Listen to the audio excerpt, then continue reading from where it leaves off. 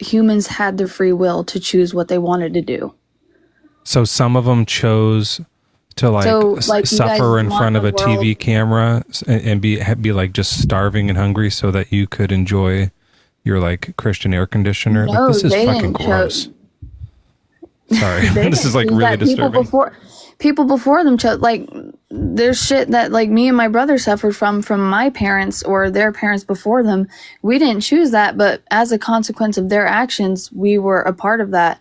But does God ever help anybody? That doesn't mean that God did that to us. Does God ever help anybody?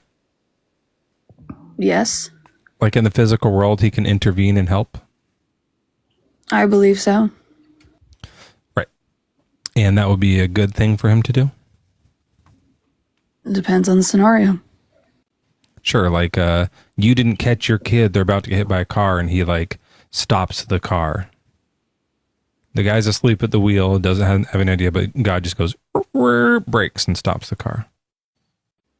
Would that be a good thing for him to do, or would that be an intervention? I mean, I don't know. I don't know all the possibilities and scenarios or whatever that could be going on. I'm not all knowing. I'm not omniscient. I don't know all of that. Okay, so we've established that you're not all knowing. God, we've also established for sure that you're not all good from what you said earlier. Are you all powerful? Or are you just like completely nothing? Because like you don't have any other qualities. Powerful. Okay, just making sure. Okay. What about God though? Is he?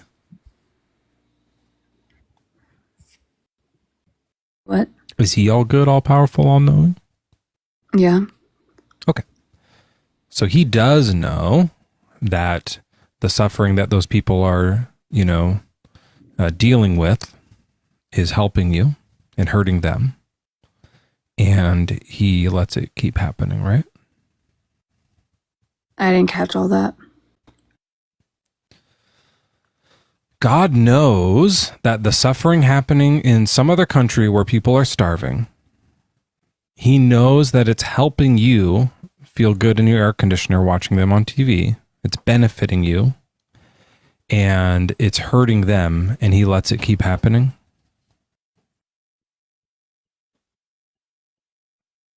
Why is everyone just pretending that, like, you can know what good and bad is without having bad? I'm not understanding that. You can know that you're experiencing good, Yarn. So, like, how can you genuinely appreciate things? And it's not like, because it's not like I'm over here like, oh God, I have it so much better than all these other people, or I'm like looking down at them, or I'm thinking of them as inferior. I'm not thinking of them as inferior. Like, you should rephrase your other argument then, but go ahead, Joel. I can look back at my own life at times in my own life and things we'll just mute that for a second. Go ahead, Joel. So there's a lot of examples, Yarn, where like we have pleasurable experiences and we don't really need, like, you can enjoy ice cream, that ice cream tastes good without having a mouthful of shit first, right? But at the same time, another one that I like to use is, and that's why I asked you if you've always been a Christian. I don't know if you have only ever been with the father of your children, but if you, are somebody that slept with other people, that's cool. But there's a purity culture thing in Christianity where they're like, oh, let's only kiss one person and marry one person.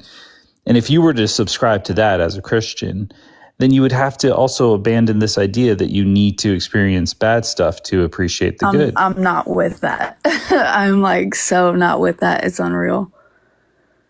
Okay, so that's why I didn't think it would apply. But I wanted to bring this up real quick, if I could, it's in line. Like, there's this assumption that God is so good that he allowed this stuff to happen so that we could see, oh, look at all that hardship. Well, I've got it better, and so I can appreciate this thing. So there's that whatever. It could be that God is so evil that he created the good experiences so that when we don't have them, we know how bad we have it. More? Yeah. He wants to fuck us over so bad. So he wants you to be up on this live talking about your cushy life. For the people in the chat here who don't have air conditioning, who don't have the safe home life, who are living in rub it in their rougher sick situations. faces. And just so they know how bad they truly have it. That's what kind of disgusting piece of shit God you're worshiping, right? So we can see it in both not ways. really though. You're seeing the silver lining thing.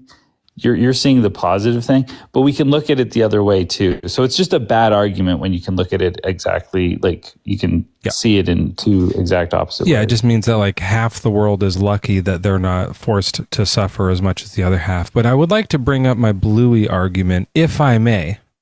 I don't know how old your kids are, but do you watch Bluey? Yeah. Yeah. Okay. This is my flawless rebuttal to this argument where we have to like experience suffering in order to appreciate joy. It's a bullshit argument, and here's why. In the Bluey world, I love Bluey. I like Bluey is a tear-jerking, beautiful show. It's funny. It's well done. It's cute. I like everything about it. It's a flawless show. And in Bluey, the episode that comes to mind always is the one where the dad character has to fly away for work. He has to go on a work trip. And the kids struggle with it. They have a hard time with it. They're sad. You know, they get through the struggle together and they learn and they grow from it. And when he comes back, they're happy to see him. They've missed him and they're happy to see him. It's a beautiful thing. And so I see what you're saying. Like they endured a hardship in order to better appreciate the return of father, right? Is that kind of what you're saying? Yeah. But keep in mind, there are no episodes of Bluey wherein the, Bingo has to dodge bullets at school, or, the dad has to, struggle with alcoholism or fentanyl addiction. I'm probably gonna get in trouble for saying that.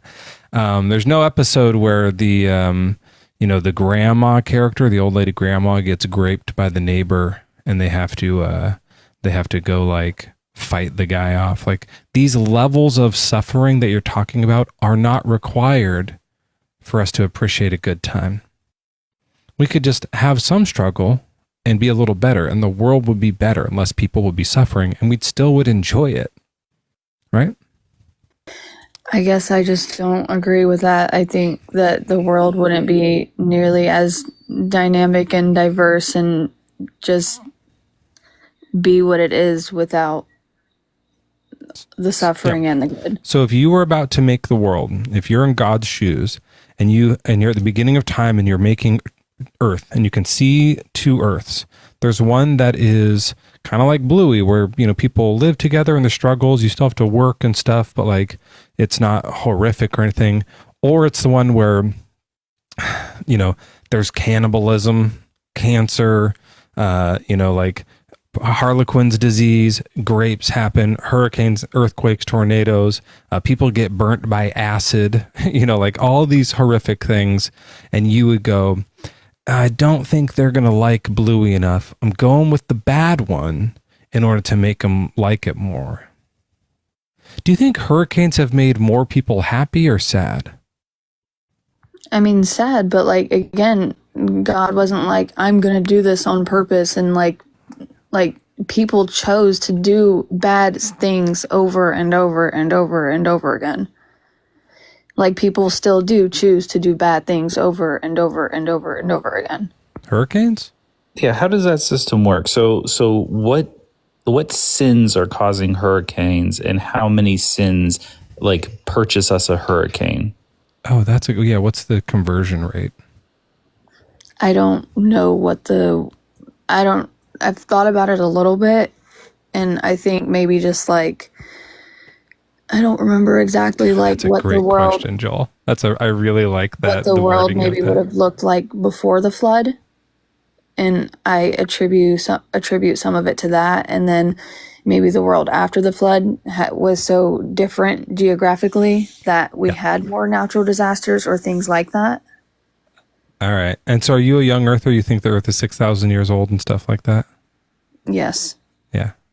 Wow. Okay. Well, I think we'll probably move on from this one. We have a lot of other guests Carbon in the box dating here, has been proven to not be reliable. They've carbon dated that's so Coke cool. bottles from the 1950s to be like millions of years old. Yeah.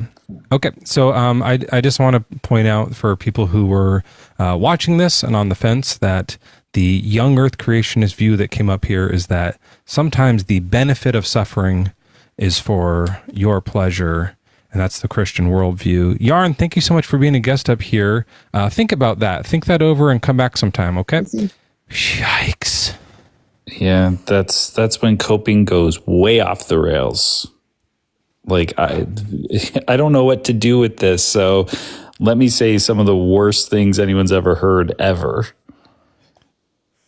That's Sorry, Daniel, I didn't see you in the thing until just now. Hey, no sweat, dude. I'm stoked to be up here at all. I was hoping to ask her a couple of questions, but maybe she's still in here. Who knows? Yeah. I was going to ask... Oh, actually, before we go there, I do hope she is still in here, just so she knows that we don't use carbon dating to measure the age of the Earth. Carbon dating is accurate for like 6,000 years, roughly. That's why they think that we use it, because they think it's only that old. Exactly. Right. The perfect thing. Funny how that works, yeah. Intelligent design, maybe not. What is it, like rubidium or iridium or something like that? Rubidium? Uranium as well, yeah. We use many other isotopes to date the age of the Earth more accurately than we could ever use carbon dating, yeah. Just in case she's still in here and you can hear that. I was only going to ask her too when she was... just so you know, I'm sure that landed with her. I'm sure she was like, oh, okay. No, she's in chat there. She said, I'm aware that not only carbon dating is used. So. Okay. Yeah, well, so you did. You nailed it. Well, it's a weird thing to bring up then, but I was going to ask if it's necessary that we, suffer and experience like quote unquote bad things and all of this in order to enjoy it. I just want to know, like, what's heaven like then? I thought about asking her that. I was thinking about doing the same thing, but I was a little bit like just honestly blasted by her characterization of why people like children in Africa are suffering from hunger so she can watch them on TV. I've never heard someone say that, and I was like startled by the horrors of it. So, but I think about that often, Daniel, that thing like, okay, so is heaven going to just be boring as hell? Like, how boring does it have to or like, do we get to watch hell? Right. Like, do we get to look down and go like, at least it's not that, watching hell on TV? Yeah, and are you going to be able to enjoy your time in heaven knowing that your family and loved ones might be down? I don't know. That actually pays off in her. So like on Earth, in order to feel kind of good, you watch someone suffer. So to feel really, really good in heaven, you'd have to watch hell on TV. They'd have to broadcast that. It's the ultimate vicarious enjoyment. Yeah. Well, I have a background in television, so when I'm in hell, at least I'll get some work. That could be good. I'll be like running the cameras. Man, that is like the least surprising thing I've ever heard you say. I believe that 100%. I'm gonna get you guys all on video getting your frickin' scrotums ripped in half. It's gonna be great. Sign me up, dude. That sounds great. All you Christians are gonna love it in heaven. All right, thanks, Dan. I just feel like I was like 6 years old when I realized that I'd never be able to enjoy heaven, knowing there were so many people burning for an infinite amount of time, but I don't know. Weird. I got to jump down. I got to get back to work. But hey, all right. Yeah. All right. Thanks, Daniel. Everyone follow Daniel. If you don't, you already do. He's the best and you know it. Yeah, that's something I realized in kind of early on too in my deconstruction. And then I went the other way with it. Instead of deconstructing, I was like, I got to convert everybody. And I started preaching to my friends more, Yeah, me too. I was like, this is what reasonable collateral damage to have a relationship with God? No. That can't work. That can't be the way. That can't be the real system. I just started telling my friends about it, being all over the place with it. But we've got is this guy gonna be begging for money? Is he one of these guys? Are you a real guy? I am a real person, yeah. Oh, sometimes people put their camera on and go like, help brother, help, and then you send them money and then they never shut up. We got caught by them once. Okay, but you're like some sort of a pastor, it looks like. I am not ordained, but I operate on TikTok in the purpose of shepherding and sharing and teaching and those sorts of things. Is ordainment like a legal thing, or can kind of just like, if any church wants to, can they ordain you? The answer is yes to both. Well, there is a legal requirement for certain state functions like marriage, right? Yeah. Which you can, unfortunately, well, depends on if you think it's fine, get online. So yeah, yes to the legal requirement, but yes to, it's not regulated by the state. My wife is ordained by the Flying Spaghetti Monster Church. And that's the thing. That's why I said fortunately, unfortunately. If that's something that you want, then it's fortunate. If it's something that you think should be restricted, then it's unfortunate. Can you ordain someone without getting their permission? I would hope not. And so I think Joel, I ordain you. You're a fucking pastor, dude. My sisters, welcome here to Mezzo's live debate. Backfired. No, but thank you guys for having me on. I know that it's a labor of love to get on here and try to help people like disabuse themselves of what you perceive to be foolishness, and taking the time to interrogate sort of my belief systems and sort of present the same questions to me. I appreciate the opportunity to speak to the people that you minister to. Sure, but I think it might be the top of the hour, Joel. Do you want to do that real quick before we get into this one? This feels like this could be a long one. That's right. It is the top of the hour, folks. Glory be to science. It is 11:22. It's Mezzo Debates Live, and we are going to rip them throats, spank them Christians, and take people away from their hope and salvation and eternal life. That's right. Top of the hour, 11:22. We've got Pastor Anthony in the hot seat. Take it away, man.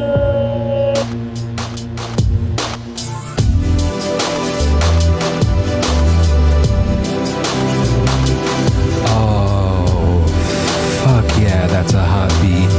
Coming in nice and smooth at number 6 on the countdown tonight, we've got the pastor himself going to talk to us a little bit about suffering and how God could possibly exist in what appears to be a world riddled with it. Pastor, how can God exist if suffering does? The same way you do, my good friend Mezzo. In the way in which you live as a dad, in the way in which suffering exists in your home, and you don't stop being a good dad. I believe you're a good dad. I do stop being a good dad from time to time because I am not perfect. I am someone who loses my patience from time to time. I don't have these perfect omni qualities that the Lord Jesus Christ, our Savior in heaven, does. I am flawed. Right? If I were perfect, that'd be great. Then I wouldn't. But I'd make mistakes. Does God make mistakes? So we in Christianity purport that God does not make mistakes. We say it with our full chest. Okay. The reason I'm bringing it to your home scenario, is that in your hypothetical perfect home, if we agree that the earth is fallen, then in that hypothetical home, the home would be fallen. Your role would be to save your home. And so between now and when that salvation is so-called complete, there would be suffering in your home. The fridge would break. The blender would spit out the smoothie instead of like staying in there. There'll be things that happen that shouldn't happen because the home is what we call fallen. Now, obviously, let me just make sure I'm tracking the metaphor here. So for the world, it's like my home. The God is me. Yes. And then like the people on earth are my kids. Yes, sir. Okay. And then the fall was like Adam and Eve. But the fall, what's the fall in mind? Like the kids ate a cookie out of the cookie jar when they weren't supposed to? One time they snuck out of their bedroom and ate pie. The analogy breaks down. It's not a perfect analogy. So we have to assume that the fall in your home setting... Well, they break a rule. We can't have a facsimile because it needs to be someone who is fully able to be responsible for that decision like we Christians purport Adam and Eve were. Why were they responsible for right and wrong? We believe that they had all the information required to be responsible for their choice. But they didn't know about what good and evil. Isn't that required to make a moral choice? Command to not eat that fruit from the tree of the knowledge of good. Is following God's commands good or bad? We believe that following God's command is good. Did they know that even though they didn't know what good was? Say again for me? Did they know that even though they didn't know what good was? Did they know that following God's command was good? Right. I don't think they would have been able to conceive of it in good or evil because they hadn't eaten of the fruit. Right. Right. The one who gave them the So they don't know if it's good to do or not, so they shouldn't be like judged for really doing it or not. Is following the snake's advice good or evil? So you jumped down a statement that I made to conclude it in a way that is not the right conclusion. Because they did not know that it was good or evil does not mean that it is not good or evil, right? Right, but it means that the reason I'm bringing it up is because you said the analogy broke down in my house because my kids are just children. They don't know about good and evil, so the right and wrong thing doesn't work. But with the kids, they know everything, but that's not true. I'm pushing back on that. I think it's a perfect analogy. They didn't really know what was going on, just like my kids didn't really know what was going on. And so, like when they're first born, they're perfect, right? They're these like wee babies that don't do anything wrong. And then one day, eventually, they like do something bad. And you have to say, hey, don't hit your brother. Now they've broken the rules. They didn't know that that was even a rule. Maybe in advance we say, share your toys, but they don't.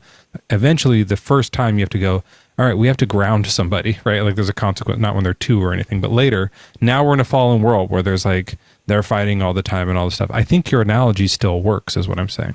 No, I appreciate that. It's just because we know that children are not at the age of accountability, but we, again, insist that Adam and Eve were. I don't want to enter into that semantic realm, but I do appreciate that you're allowing me to have the analogy. Yeah. I just want to protect. We say age of accountability, but I think you mean more of like a mental state of accountability because age is different than stage, right? Everyone hits that at different ages. Some people never get there. Let me also say, like, if you want us to like show where the analogy is broken down, I think we can find places where it's broken down so that we can say that it's garbage. Like, for instance, Mezzo, we'll get to that. Yeah, like God didn't fuck somebody to make Adam and Eve, but like Mezzo, as a dad, would have fucked someone to make the child. So, like, you know, that's where the analogy, could have adopted though. Yeah, that's not fair because that's just true. Could have adopted. So God maybe adopted Adam and Eve. Is that from the dirt? From the dirt. I think this is fine still. Yeah, Mezzo, I want to be clear. I'm not here to have that kind of like cantankerous conversation, right? Like I don't know, Joe. There is a thing here that says we might do jokes though. Did you see that? Pastor, it wasn't cantankerous. It wasn't Fair. cantankerous. But like no, the point is not to be cantankerous. We're really talking about the problem with being cancerous, right? Like the kid. That's kind of what we're trying to get to. So let's say now that my kids have fucked up and we live in a fallen house, so now that this is all happening, now one of them is going to just absolutely chop the head off the other with a guillotine. And I have the ability to stop the guillotine in its tracks and hit the brakes on it. We build like medieval torture devices and guillotines from time to time just for fun. Like it's a science thing and stuff, but we do keep the blades sharp. So in the back, they're playing and he's like mad. So he's going to do it. I could stop it, but it would intervene on my child's free will. Should I stop it or not? Mezzo, you should absolutely stop it. And I think that's where. Is that where the analogy falls apart? No, that's where I want to engage with you. Okay, so God doesn't stop the guillotines. We know that God doesn't stop Cain from killing Abel. So in this situation, we have to ask ourselves, why? I think he missed it. Okay. I think he messed. He should have done that. Yeah. So what I'm trying to present to you is in the world in which Cain and his brother Abel inherited, from Adam and Eve, sin is in the world. Now, I initially talked about... What's sin? Say again for me? What's sin to you? It's a condition of separation from God. Oh, you're a C.S. Lewis guy? You're not like a Bible guy? Ha ha ha. I really believe C.S. Lewis is a Bible guy. So that... Right, but that doesn't say that in the Bible. It says that in like The Lion, the Witch, and the Wardrobe or something. It's in some other book, I think, that it says that. So it's biblical. Yeah. The Bible says it's like when you break a law, it's doing a sin. So lawlessness is sin. Yeah, okay. Yes. So that is a result or a symptom of sin, the condition. The actions are a result of the condition, right? We talk about, someone being sick and sneezing, right? The sneezing is a symptom of the sickness or the cold or the flu, that kind of thing, right? I've been thinking about that lately because my kid had pneumonia. He got cursed by a cartel witch doctor, which was super bummer. I get it now. That's all true. You can look at my page, and we did have to go to the ER. But antibiotics did cure him, so he's fine now. Turns out, witch doctor curses are just like, one amoxicillin away from being broken. Not a big deal. So he's fine. But I was thinking about this of like, we talk about like stabbing and graping and hurricanes and all these things, but like, why is there a common cold? Like, why wouldn't God just be like, all right, we're done with the cold? Is it because we live in a sin-fallen world that we get germs? Yeah, and I really think that that's something that a lot of people don't really understand. Because when you look at his intent, there shall be no weeping or crying. There is a desire for a world without those things. There shall be no death there, right? So this is not his will for us in that sense. So this so-called loving and good God that you are decrying because he's incapable of taking care of it now wants it out of the picture. He's failing every day. I think it's very fair to hold him responsible. I think he holds himself responsible because he created it. And I think a lot of people... but I don't think that's all good. Like that just like makes omnibenevolence gone, which is fine. If you like, the only way I think out of this is what some people do is to start removing some of these omnis. Anytime you get tangled up in those, you have to sort of take those apart. Obviously, when you can take the whole God away, that solves all the confusion, all the problems right away. But if you're saying that like, well, he's created the conditions where evil could thrive, right? The conditions where like germs are just fucking loving it, like they're just swarming around, swimming in the sin that we create.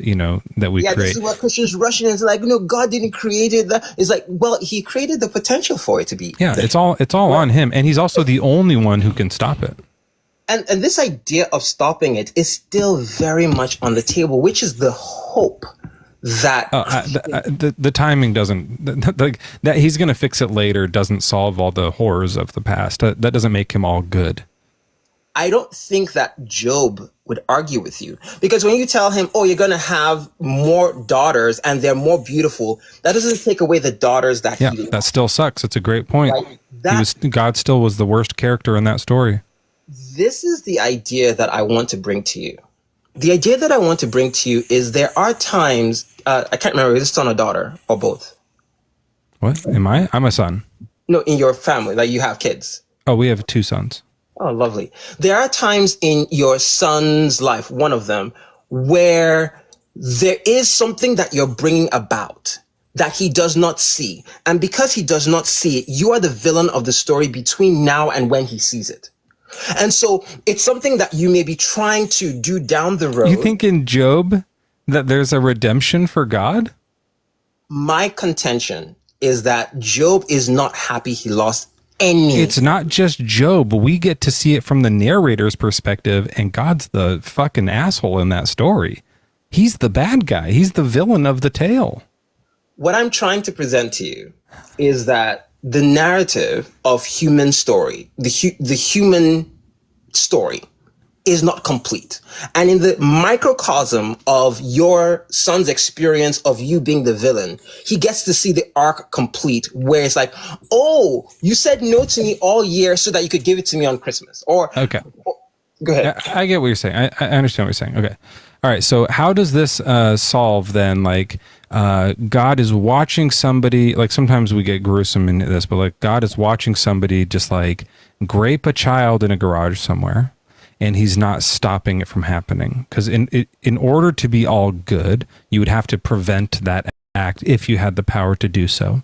To watch it happen and not stop it would be a bad thing to do. So how does that solve this? Play it out for us. Yeah, what I would like to do here is I would like to be honest about something. That'd be nice. I mean, we can change it up. No. What I mean by that is I don't present as someone who has all the answers about the interventionist limitations of You can God. just say his ways are higher. Like you don't have to use this many words to go his ways are higher. No, that's not what I mean. I mean that when someone sent me $1,000 today to say thank you for work I was doing on their website, I didn't ask them for it, but I needed it. I believe God did that. But then there are people who are not experiencing. So that's actually great. So he does do good things. He does help people when they need it. So why is the kid in the garage getting raped? Can I land the point? The point that you're responding to is how he's still good if he's letting the kid get raped in the garage. I don't know why you're pivoting to your paycheck here. I'm saying that hypothetical, which really does happen, of children being raped, is my experience of being molested as a young man in Nigeria by my cousin. Not once, not twice. I'm sorry if that violates any TikTok rules. We'll probably get in trouble for it. I'm so sorry. But the God who delivered me from that situation and from that evil, right, is the God that I worship, is the God that I love, is the God who has healed. He stopped it from happening? Excuse me? He stopped it from happening? No, that's my point. Oh, he stopped it after it happened. Of course he can't stop it after it happened because it already happened multiple times. Would you prefer it where to live in a world where that didn't happen and you still got to leave and get your $1,000 paycheck?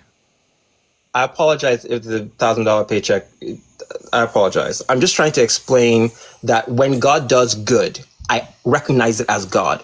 When evil happens, I recognize it as not God's will, but it still happened. But God, okay, so how does that fix? All these things are words, and I'm horrifically sorry for what happened to you. I would wish it didn't happen to you. I wish it didn't happen to anybody. God wishes it doesn't happen to anybody. God can stop it, but he doesn't. It's time to solve that. I wasn't going to pretend to understand the limitations that he has put in himself of his involvement in our material experience. Because that limitation... So no answer then? Well, I don't want to be false and give a made-up one. Pastor, it sounds like still a problem. Yeah. It sounds like when you're looking at the real world, your worldview breaks down. Like when we actually look at real facts and how things actually work, your God fails. Like it worked in the analogy, it works in the Adam and Eve, like in all these kind of story things, and then once you put it in real life, it's like, oh yeah.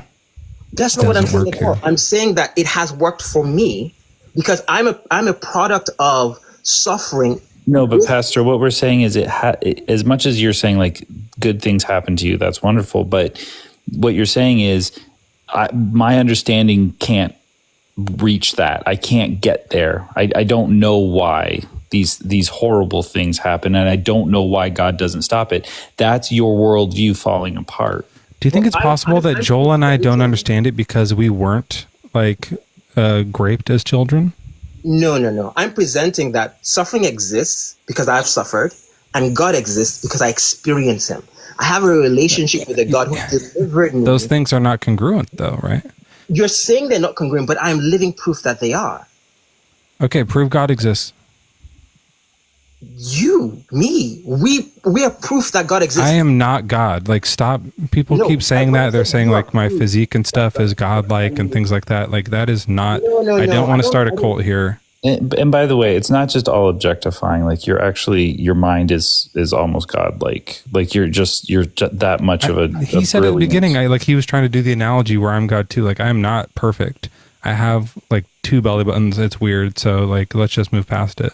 Yeah, we're fine to do that. What I mean by that is, when you design something, when you create something, the thing may decide to say you don't exist. You don't try to prove yourself or your existence to that thing. There is a certain level of self-respect but it's disprovable. Like, if the description of God is that he's all good and he allows suffering, he's not all good. He's like, that doesn't make sense. The description falls apart. Maybe there's a God. Maybe there's a different God than the one you're talking about. But the one you're talking about would stop suffering and still give you the good experiences. I'm not bringing up your $1,000 check to make fun of you. It's a good thing in your life that we've pinpointed. This was nice. God helping you. Do you wish, like, if you could change history, would you choose to have that stuff in your early childhood happen again, and so that you could end up the way you are? Or would you rather a different world where it doesn't happen and you still end up the way you are? Oh, I'd rather it didn't happen. Great. Okay, then that's it. So you don't want it to happen. God still lets it happen. But there's also like this weird double standard happening that I hope you can see, Pastor. And sorry to like jump in here, but like, you know, when you were hurt as a child, which is so horrible, I want to say as well, when you were hurt as a child, that was a person doing that to you, and God wasn't there. God didn't intervene. God didn't get involved. And now, as an adult, you've received a $1,000 gift from a human being. And for some reason you go, God is there for that one. Mm-hmm. God is intervening. This was money that I needed. That's a type of special pleading or something like that.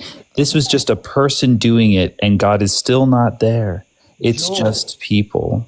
I think what you're not hearing me say is that God wasn't there for me or with me when that happened to me at 6 and 7 years old. That is not true, right? Because the reality, the presence of God is immutible. Okay. So he was there. Yes, this is the thing that... Did he help it happen? That's terrible. Did he orchestrate it?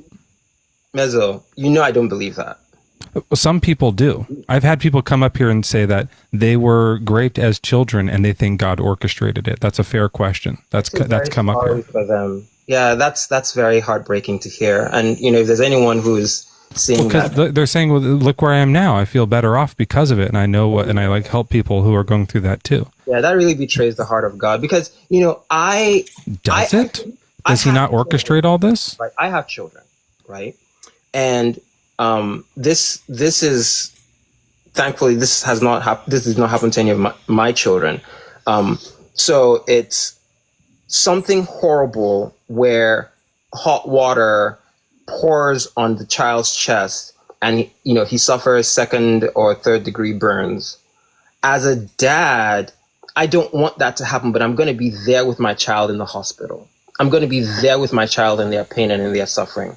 What you're trying to do is you're trying to say that because I didn't stop the water, I am evil or I don't exist. And So what I'm saying is, like, if the water was running, like it's just running in the sink, and you're standing next to your kid watching them reach for it, and you don't stop their hand, then yeah, that's evil. If you just watch them do it and you're like, oh, that's going to burn him, and you let them keep doing it, then yeah, that's bad fathering for sure. That's what we're saying God did. He watched it happen. He's there. He's present. He exists in the mind of the attacker, right? He's experiencing it with the attacker. Yeah. And, you know, we've talked a little bit about this, you know, when other people criticize, like, hey, why did the Holocaust happen? And, you know, things like that. And we really, for me and talking to people online and sharing this good news, I'm saying to people that a loving, powerful God doesn't exist. Not the ending I was going for. Cares about you, Mezzo. cares about you, Joel, did not want the Holocaust, does not want mass sufferings, mass death. This is why he sent Jesus. He sent Jesus because he doesn't. Oh, okay. So Jesus was supposed to stop the Holocaust, but it failed? Jesus exists. He didn't stay long enough. That was way too early. Yeah, He shouldn't have floated off. He should have stayed here and kept doing his magic all over town, because if him was supposed to stop the Holocaust, then that's still his fault that it happened then. He should have not used his sword to cut up families like he said he was going to, and went and cut up Nazis. That's not fair, Joel, because he did not talk about using the sword to cut up families, and you Move know past it. Bible. Move past it. I It was did. a He little said, "I have joke. come to bring a sword." It's a sword Move of past it. vision. Move past it. It was a little joke. Okay, sorry. Thank you. So what I'm saying is, if you as a dad know that something is your responsibility, namely the earth, you send something to fix it. But you know the real problem is men's hearts. Because, and again, this is where I'm going to get really... So I love this. Okay, this is perfect. The dad is watching the child go to burn his hand, and instead of stopping him right there, he goes, "We should call a plumber to come fix this hot sink next week. When they get here, this is going to be, oh, your hand's already burnt? Well, they'll still be here later." That does not count. Yeah, that's a trash response, dude. You got to do better than that. This is a perfect, all-powerful God that has no flaws. It's not that he's going to try to fix it later. It's not that he sent something that in the past that fixed some of it, but not really. It's not that he has one way to fix it. He should have sent 1,000,000 messiahs. Everyone should have a messiah standing next to them. There's no limit to messiahs. There should be 1,000,000 Jesuses walking the earth fixing shit. We only needed one. Then why is there still bad stuff happening? I know many people have said this, but it's true. Free will. Okay, Pastor, how does that fix it? Oh, go ahead. We didn't need the one. He doesn't do anything. Didn't do anything. Like, and that's, I guess that's the Mezzo's next question is like, what is the good of Jesus? What's he doing? And you're going to say some ethereal salvation, sort of heaven, repentance, blah, blah, blah. What is he actually doing? Like, what can we see him actually doing right now? And it can't be giving you the $1,000. I bet you any money you would give back that $1,000 if you could go back in time and not be hurt as a child. He didn't show up when he should have showed up, and you're attributing something a person did to him, which isn't fair to the person that gave you the $1,000, by the way. Jesus doesn't do anything. Yeah, just like it's not fair for us to give it to the person who hurt you too, right? Or who hurts anyone. Like we're doing that unfairly. But if you're gonna attribute him good stuff, you gotta, like, he does everything or he doesn't. You're either deist, where he just is watching and can't do anything or doesn't want to do anything. That's fine. But to say he's all loving puts you in a pickle. So I've been trying to show that is not the case, right? That I am not mentally or cognitively discordant or dissonant with this statement that God was there when I was hurt and God is here when I got this thing. My life, right, has been one of suffering, right? I hate that. My dad died. I hate that for you. My mom died. And in all of these things, I don't want that for you. And he doesn't either. But that's why I love him. But I can't fix it, and he can.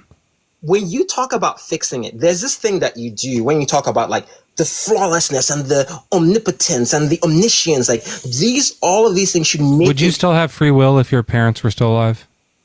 Yes.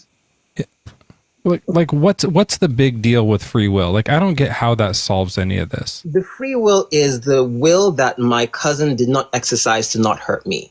The free will is the will that this person exercised to send me the payment that I didn't ask for, right? I didn't invoice it, right? Oh, so he willed to send you that money.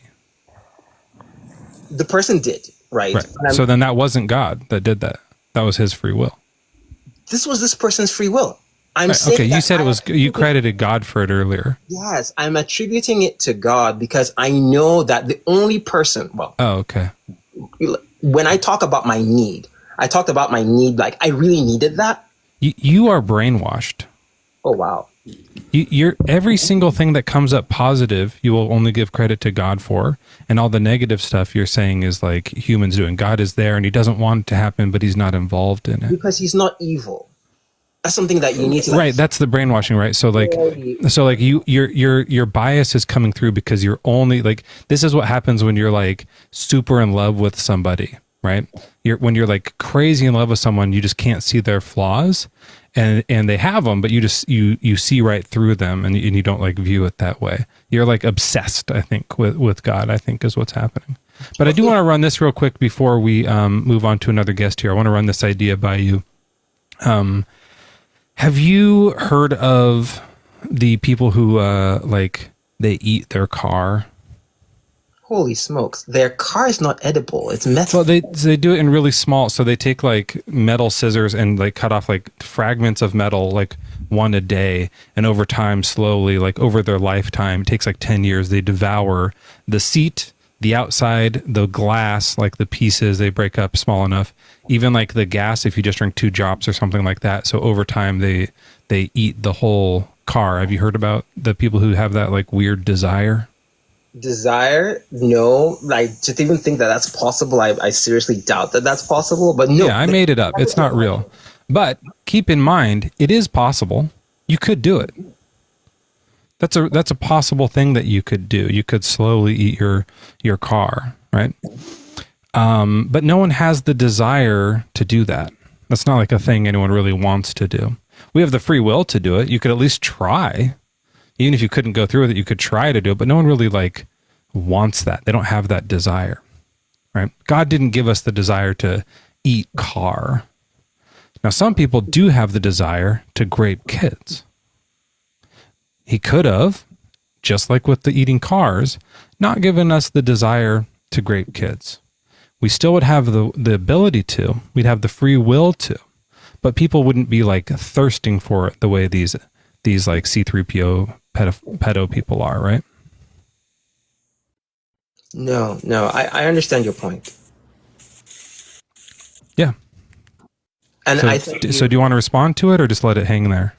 No, I can. I just didn't know if you were trying to like move me off to the next person. But in my response to it, it's very simple. We talk about the thing that incites sin as the thing that we're commanded not to do because of the fallen nature. When we talk about that nature of sin, you know what triggers it? A command. If I have a glass building, Pastor, what are you responding to? Walking by a glass building, they're playing that. Once I put a sign, don't. What are you talking about? Well, like how far off topic can you get from what I asked you about? You asked me if it's. Why doesn't God remove the desire from child rapists? I'm trying to explain to you that the desire is a function of the command to not rape children because the sin nature is triggered by the law. The desire, okay, let me say that. The desire is a function of the command to not rape children. Because Joel, are you hooked into your thing that does songs? Well, this is a word salad. But this is the thing, Pastor. I think I understand what you're saying. Yeah. So first of all, there is no command to not fuck kids. So like that just doesn't exist in the Bible. The second one is Mezzo is simply saying that what if God created a world where if I were to say to you on this live, have you ever heard of those people that are attracted to children and they actually want to sleep with them? You'd go, what? Your reaction would be the same as the car thing. You'd be like, I don't. Is that even possible? Nobody ever has it. That could be the world that we live in right now. But God gave people the desire to do that, and He didn't say don't do it. By the way, there's no law that is making them go, what? Let's try that then. It's just that He gave people that, under your worldview, that desire to do it. And it's overwhelming. So what I'm saying should happen right now, and I've said this before, and if God's everywhere and He's listening, He knows. He's heard Mezzo say, hey, God, if you're real, remove the desire that some people have to grape kids. Even though we still would have the free will, we still would have the potential to do it, it would reduce child rape by like 99.9% worldwide. He hears the suggestion. He knows they could keep free will, and yet He doesn't enact it. So what's wrong with God? He's not all good. This is a good plan. Fix it. Say what's wrong with the plan. Yeah, the reason why I know personally what you're saying makes sense, but also has a lot to do with humanity's lack of desire for good, is I struggled or was addicted to corn for many, many years. And when God finally took the desire away, it was the weirdest thing. It was like, you know, when the spam comes and you see the full front end, it's like that usually is your downward spiral. Was it a good feeling? That downward spiral never happened anymore, even though the spam. When the desire was removed, was it a good feeling? When the desire was removed, it was like the car thing. I was like, why would anyone do that? It was completely like I was a different person. Amazing, Pastor. This is perfect. So he does do that for some people, but yet people who he should do it for, because they're in the middle of graping a child at the moment, he lets it play out. That sucks. That's a bad God to worship. Thank you so much for the time. Blessings to you and Joe. Pastor, review your worldview, man. You can do better. I think you're a lovely, like, you seem like a really lovely person, and you're well spoken. I think we had a good conversation, but like, it falls apart. It falls apart. Yeah. Think about the desire removal thing. Okay, think about that a lot, because I know I don't think you have the desire to do that, and you still have free will. I know I don't have that desire, and you think I have free will. So I don't think free will solves the problem of suffering. And I think come back again sometime after you think about that desire thing, all right? Thanks, Mezzo. Thanks, Joe. Bye. Good guy. I hope he thinks about it. Yeah, good guy, interesting guy. That was a cool talk. That was interesting. Always weird when they show up on camera and then tell me about the corn they used to watch. That's always a pivot that I've heard a few times where, like, I think when they're trying to, like, get out of something, there's a little bit of a, like, well, I used to watch corn, because they think we'll go, ooh, what kind? Like, they want us to like key into that and forget what we were talking about. But it played perfectly into what I was talking about. Mm-hmm. And what I'm looking at, I have a computer over here. Well, you have to just have something to stimulate you while you're cooking. Yeah, throats, right? Yeah, for sure, for ripping throats, absolutely. I mean, like, you never want to debate on a soft dong. You know what I mean? No, like, have some you coffee. You gotta get jazzed. Get jazzed, but don't jizz edge the whole time. No, yeah, just be an edgelord. Gooning. Beardsley says Mezzo is referring to the P-Mars fallacy. I don't know the whole backstory there, but I think I know a little bit about it, and that is funny. Okay, real quick, we're going to talk to Andrew. Everybody, thank you so much for being here. We got a great turnout tonight. I'm feeling good. Joel's over here in the hot seat. Or I guess you're in the kind of, is this like a cooled, maybe a chilled seat? I'm in, like, you know how, like, what is it called when there's like that motorcycle with the sidecar? I'm in the sidecar. It's called the sidecar. Yeah. I'm that guy. I'm the guy in the sidecar. It needs a better name. It's so cool. It should be called the sidecar. The top dogger, you know, or something like that. Someone says cuck seat. Yep. And Joel's in the cuck seat. We'll go with that. And Andrew, you're our next guest. What's your age and religion, please? I'm 53, and I guess like Christian. Okay. We're talking about suffering and God existing. Let's see if we can get a little biblical with it today. In the Bible, God commands suffering sometimes. He commands, like, horrific slaughters and these really bad things, and he threatens people with a bad time. How can you consider that this is an all good God? It seems like if you're gonna wait, do you think God is all good? I do. Okay, just had to make sure first, because this thing would fall apart if he was, like, kind of a piece of shit. Then it'd be fine. How do you think an all good God can threaten someone with all these terrible acts and still be good? Well, the example I'd like to give you, Mezzo, is we live in a country in the U.S. where, let's say, one of us, you or me, commits treason. Can it be me? It could be you if you'd like. I'd rather not commit treason, but I get. No, I just wanted to roll in this play. So anyway, what's the punishment generally for treason? Guillotine. Beheading. Yeah. We said the same. Well, it could be a firing squad, whatever it could be. It could be life in prison. But nonetheless, your freedom is completely taken away, and that's just in down here on Earth, in human form, being ruled over by our governments. By the way, I think it's too harsh. It depending on what the treasonous act was. Yeah. So let's say let's figure that out. What's my treason? I give government secrets to Joel. Joel's Canadian, so I'm like, I'll do this. I'll do this is the scene. And Joel, you play the Canadian. Joel, what's going on, eh? I just got back from the government. We hide a bunch of missiles in Wyoming. That's where they keep them. What's that all about? They're gonna launch them. What? Oh, don't tell anyone I told you I'm treasoning. Who are they gonna get? Should I just pack up and go somewhere else? Tell the Queen of England. Whoever. Do you have a queen? Yeah, of our country. Yeah, that's the Queen of England, which is a king now. Oh shit. Okay, I forgot. You guys switched. We're to Commonwealth. Kings. Yeah.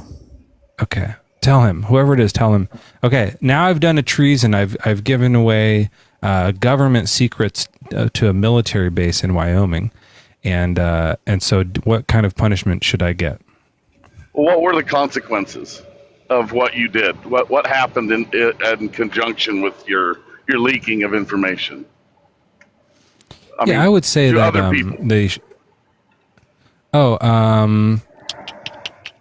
I guess they blow up, like they get or Canadians steal our missiles, maybe something. Oh, hey Chuck, how's it going? It's Joel here in Canada, eh? So I just got news that there's some nukes over there in Wyoming that they're actually armed, and they're gonna send them out to us, actually to you. So maybe you want to do something bad to them first. Eh? And then Andrew, fabulous Canadian accent, by the way. Andrew, you play like a news reporter and say, like, in the news today, the United Kingdom has stolen all of the missiles from Wyoming, or something like that. Well, I'd be a terrible news reporter. Action. Did you say I did a great Canadian accent, Andrew? You actually did. It's pretty convincing. It is very good. I know he gets typecast as Canadian a lot. Wow.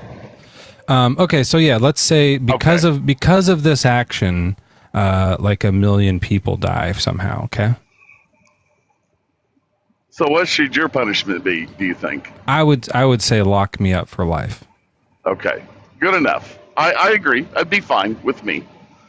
Okay, so the war in heaven before Adam and Eve, before the garden, they had a war in heaven, right? Okay.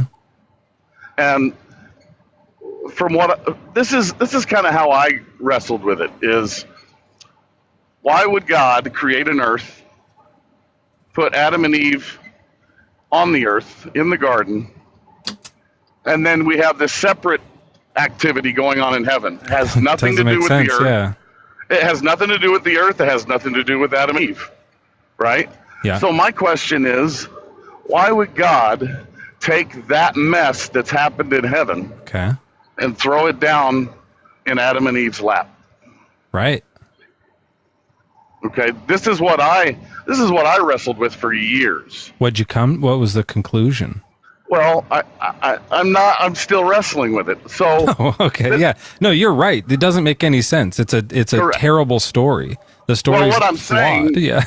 What I'm saying is this is where I'm at so far. Okay.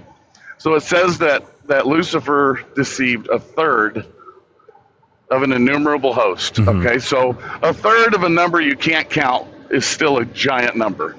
Yeah, how many angels are there? Is it infinite? That's according to the Bible, that's what it says. Okay, hold on one second. Raiders, hey, welcome in, everybody. Thanks for coming here. I saw a Justin raid come in, and someone said Barbie raid. Is that someone who I'm not sure? Maybe, do I know who that is? Lucifer raid?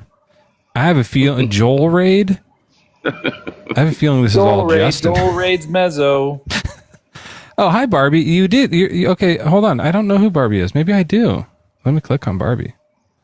I gotta follow back. A snarky comic with cat energy. Yeah, I'll follow Barbie. That sounds good. I like cat. Hey, where's my cat? Oh, well, they're out energizing. Thanks, Barbie. Thanks for coming in. Welcome. Good to see you. I gave you a follow back. I've probably seen them around before, but just didn't notice it. I love your dolls. Okay, so what you're saying is your confusion in this scenario, where like for some reason in this perfect place of heaven there was still a war, which that doesn't make sense, and also in this perfect place of heaven where people have like experienced the perfect greatness of God, they still rebelled against it, and a third of them left, and we're not sure if it's of their own free will or if they were snatched. That's like unclear, I think. Well, they said that they were deceived. What? Just maybe the hierarchy. Kind of. Where does it say that? It says a third of the angels were deceived and followed Lucifer and followed Satan. I'd have to whip the Bible out, and right now I'm doing something where I can't do that. I don't want to mention that on here to get in trouble. I don't want to get you in trouble. No, I know you're gooning. I have the book here, though. No. I'll do it. It's fine. Thank you.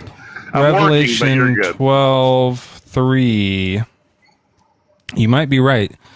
She was pregnant, was crying out in birth pangs in the agony of giving birth. Then another portent appeared in heaven, a great red dragon with 7 heads, 10 horns. Wait, this isn't it. His tail swept down a third of the stars of heaven and threw them to the earth. It doesn't say deceived or tricked, right. And it's also very clearly, I never really read this. This is just very clearly not talking about what happened in heaven at all. Well, it says that he cast the great dragon down on the earth as well. Okay, this is what's going to happen in the future, though, right? So let me explain this, okay? We live in chronological time, obviously, and in heaven there is no time, because that's what the Bible says. It's not something I wrote, obviously. So and I'm going to make this quick because I know you have other guests that want to get on. This is what I think. I think that the war in heaven, as many angels either here turned... it is. I found it. It's later. A war broke out in heaven. Michael and his angels fought against the dragon. The dragon and his angels fought back, but they were defeated, and there was no longer any place for them in heaven. The great dragon was thrown down, that ancient serpent who is called the devil and Satan, the deceiver of the whole world. He was thrown down to earth, and his angels were thrown down with him. They were his angels that were fighting with him. They were friends of his. He deceives the world, but the angels were his crew, and they were sent down with him. Right. So okay. This is just my opinion. And I'm not trying to change anybody's mind. And let me just say this. You're not giving that impression at all. Like no one thinks that you have I could be completely wrong about what I'm about to say. So I don't want anyone who is considering being a Christian to even consider what I'm saying. Okay, go for it. Okay. So I think personally that when we talk about heaven being perfect, I think that down here in our minds, we think of perfect as perfect. But I think in heaven, what I think it is it says they were, when Adam and Eve were in the garden, it says they were perfect in all their ways. And it says the same thing about Lucifer, that he was perfect in all his ways till God found iniquity in his heart. And then we want to move to this idea that, and I don't have a problem even saying it, that I think the reason why God gives free will is not because it's a mistake, but it's to let an individual, God, I'm going to use this word, evolve either towards God or away from God. And once they reach a certain point in their life where they've evolved to that point, they make a choice because they've seen the goodness of God, but they've also got something going on in their heart. And I think that's the only way a person could truly have free will is to have their own space in their heart. Andrew, how does this answer why it's okay for God to threaten people? Okay, I get what you're saying. So I'll just wrap it up by saying this. I think that we were the third that sinned against God in heaven. And I think that God created the earth through all of us down here, created human bodies to take away what we have, not all of us, but the majority of us. To then, because everywhere throughout the Bible, it's always talking about redemption, to buy back. Andrew, I'm sorry, I don't know how to say this, but you're nuts. Well, this is like full blown nutso butso bonkers. But my question is this, okay? You're asking me. We were the third of the angels? Yes. And we're in hell? No. We're on earth, but we used to be angels? We're being given a second chance. If I wasn't sent down here initially, how does that work? So do we come in shifts or something like that? Because the earth is only so big. We come in generations. Because, like I said, we're in a chronological time. Where were the three of us while the first batch was coming down? In the eternities. Where the Bible says you were created in the eternities. Yeah, so that's a time. Your spirit. Eternity is a time. Is it a place? Well, I mean, are you living in a place? What is this verse of like you were created in? Well, I'm again, gentlemen. I realize that I am throwing a lot at you without having my Bible in front of me, and I don't want to. Like I said, I could be wrong. This is an opinion of mine. You're basing it off of the Bible loosely, so you're way wrong because it's just not.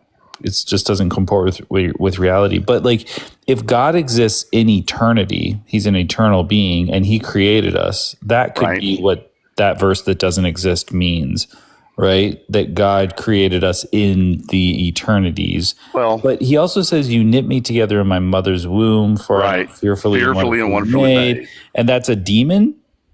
Well, no, that's we were an angel. That's your flesh. That's your flesh. Oh, so he was like, okay, you're going to be demons. You're demons, but I'm going to give you beautiful flesh bodies. No, you're not a demon.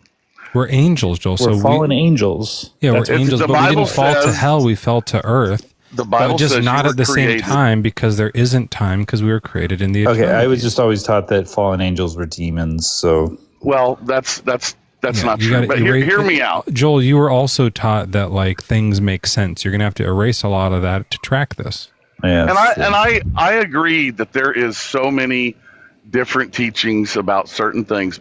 I'm not here to change anybody's mind, but here's what I'll say. No one I think is doing. If anyone in chat is changing their mind, don't just let us know in the chat and say this guy convinced me. Oh, don't say that. But also, Andrew, and you don't have to worry about that. Like every single Christian, every single person that reads this book makes it up as they go along. They take bits and pieces and they build their little house of cards and they go, this seems pretty plausible, but it's involved demons or fallen angels having sex with buxom women, earthly women, creating giant Nephilim or something. I don't know if you believe that part, but you should because it's insane. Wait a minute. If we were angels, then when the angels came and fucked us, it shouldn't have made some weird thing. It should have just made more angels. There's going to be so many problems with his version. This is because of your human body. This is because of your human body. Because remember, giants were fleshly creatures. What you're saying is there are other angels that came down, found the human bodies of the other fallen angels that were in the human bodies attractive, fucked them, and then made Nephilim. Well, Joel, they probably remembered us, right? Like we don't remember them because when the dragon's tail swiped us down, it knocks our memory out, right, Andrew? Like what happens is they're like you probably had a life partner. Mezzo, to make my story like someone plausible, in heaven. You would have to think that.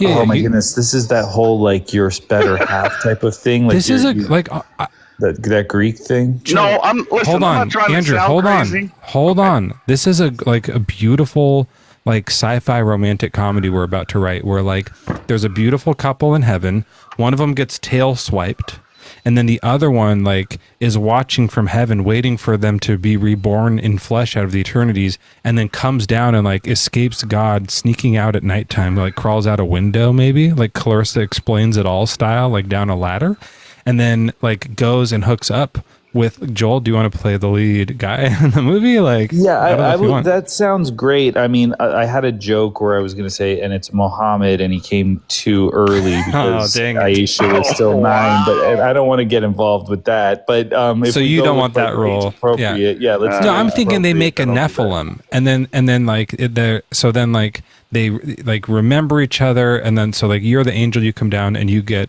this woman pregnant who like was your wife in heaven, and then this Nephilim baby shows up, and then God does the flood, and then the Nephilim goes to heaven, and you're like a single dad in heaven now who has to raise a Nephilim baby in heaven. That's brilliant. To try to answer your question. That's a lot of suffering exists. That's a lot to fit into the theme song. So to answer your question, suffering exists. And the one got dug down. And I was thinking feature film, but I could go serial. Yeah, I could do it. I could see it. I could see it. Could I have a cut in that, Mezzo, please? Just thinking about that. Oh shoot! Dropped we down. can't brainstorm that much on these lives because people are going to steal these ideas. Let's DM this to each other because let's make sure we do it on the private. I'll tell you what. If you think of a title, just whisper it like in the middle of someone else's thing, like just like maybe let's do a code word that's like you'll just say you'll say Bono, and I'll know that means the next thing you say is going to be the title of the movie, because that way it won't like wait till later and something like that. Okay, yeah. People will have forgotten. Anyways, everyone, hey, welcome in. We're here. We're taking up guests. Sometimes when you whistle, they forget that you were just talking. I'm watching it. That's the theme. I'm playing it out in my head. Dun, dun, dun. There were 2 angels, and they were in heaven. Then a dragon tail knocked one down to earth. I love and the other one forgot. I love the people who. Oh, this person isn't connecting. Sorry, I'm gonna try and connect someone up here. I love this idea where people like read any ancient scripture and like really try to make sense of it. You know what I mean? Like it's genuinely unfortunate that it leads people down like misogynistic, torturous roads of like voting for Trump and stuff like that.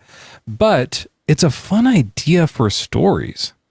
Like it is a like crazy story to do. Like he's having fun with it. When it's like they do the typology. I had a typology guy yesterday, and it's just like fun to be like, oh, that seems to match this, and that seems to match that. It's like, what font did he use? Well, no, it wasn't not that type of typology, but like it's the thing where like you're connecting dots that aren't there, and we all love connect dots. It just makes an incoherent picture. That's all. One of my sons never had apparently really done connect the dots, which is he's not someone who like draws or does paper things or thinks smartly, but he had one just earlier tonight, and like he was trying to find something to do, and so Mama gave him one, and she was like, "Here, do this thing," and he took it over and looked at it, and he's like, "How do you do connect the dots?" And I'm like, "You just said it." You just said it's kind of in a hint. The hint's in the name there. So I was like, "Say it again. What is it? Connect the dots." Yeah. He's like, "How do you do it?" Oh no, this one is not long for this world. He's gonna struggle out there. I see the dots. Yep. I just don't know what to do with them. I just don't know how to do this. He has pneumonia. People, give him a break. He got cursed by a witch doctor. Pat, you're our next guest. Sorry. He really did. I mean, he's fine now, but. We did have for people, just by the way, for people who have been wondering, I've been a little bit out. I haven't been like as communicative on other people's lives as I like to be, or I'm doing stuff pretty busy at work, but also took some days off to like take my kid to the ER and watch him at home and do all this stuff. And you know what was a real bummer? This is like genuinely sad. I'm sorry to do a heartbreak thing, but there was a whole thing where We thought they had their last soccer game, and this is the soccer kid. The other one just plays because the other one does. He doesn't care as much, but this is the one who like loves Cristiano Ronaldo, and he's a soccer freak and all this stuff, and he wears a jersey to school and all that. And then he thought they had their last game, and they did great. They lost, but they had a good time, and they celebrated. And then the coach was like, "I'm sorry, but there's one more game that wasn't on schedule. We got to do it." And so we all get pumped. We got hyped for it. We were so excited, and then he got sick, and he had to miss it. And so I was at the game with the other one, with my phone on like a FaceTime with him and like running up and down the field, like so he could watch it. And I was like sending him play-by-plays and stuff like that. It was such a bummer. He was so like heartbroken, but they lost anyway, so he was probably like fine. Yeah. Bono. Mm-hmm. Zany Angels. Okay. Pat, you're our next guest. Welcome in. What's your age and religion? I'm 33 and I'm Catholic. Hmm. Well, God, you have quite a conundrum in front of you, because being a Catholic, you'd probably like to say that God is all powerful, all good, and all knowing, but yet here is the suffering in the world. Well, after that last guy, I think I'm an angel. So I'm pretty convinced now. He got you? No, I'm just kidding. Yeah, that's a little much. At least he was trying to say, hey, don't believe me on this. This is just my wild crackpot theory. But then the theory was so wild and crackpot that I was like, okay, no. Yeah, and just for you and for all of the religious people who are going to come up tonight, like, you don't have to preface that. Like, we know that what you're about to say is like not true. It's fine. Like saying that to you might just be as well as saying like, oh, yeah, Jesus, I should put it up here, like, warning, host might do jokes, warning, guest will say falsehoods or something like that. Yeah, well, and I tend to, well, okay, yeah, no, they do. That's true. But all right, so why the suffering though? Well, okay, so I think you got to kind of zoom out on the nature of this. Goes real high here, so just to bear with me. You have to zoom out on the nature of reality. So, like, what is good if not good is a relative term to evil, right? It says hi. Should I be playing reggae music? No. Okay. Good is relative to evil. Right. So, like, without evil, good doesn't exist, and vice versa. It's just like there's no such thing as light. I don't know if that's true. I feel like you can have neutral and good. I think that you could have like things just to be good, right? Like heaven is. Well, I guess let's make it more visceral. Like, let me ask it this way: before God created anything else, and it was just God existing eternally by himself for backwards in time forever, was he good? Yeah. Okay. Was there evil at that time? In theory, I mean, the nature of like what even is good would like, because when you're talking about God, you're talking about like the fundamental reality of existence. So, like, which is what, that's what we believe, is that, he's the source and summit of reality itself, right? And so it's like, if the concept of evil would have existed, because the concept of anything would have emitted from him. Okay, so we could just have the concept of evil and still have goodness. Like, right. We could tell evil in stories, but not actually like have all these like bad things happen. Well, yeah, the thing about God, or at least the nature of God, is that him being all loving, that's a, like, love itself is this like higher form of good than just like, hey, I'm great. You know what I mean? So the notion of freely choosing. Why are you talking about that?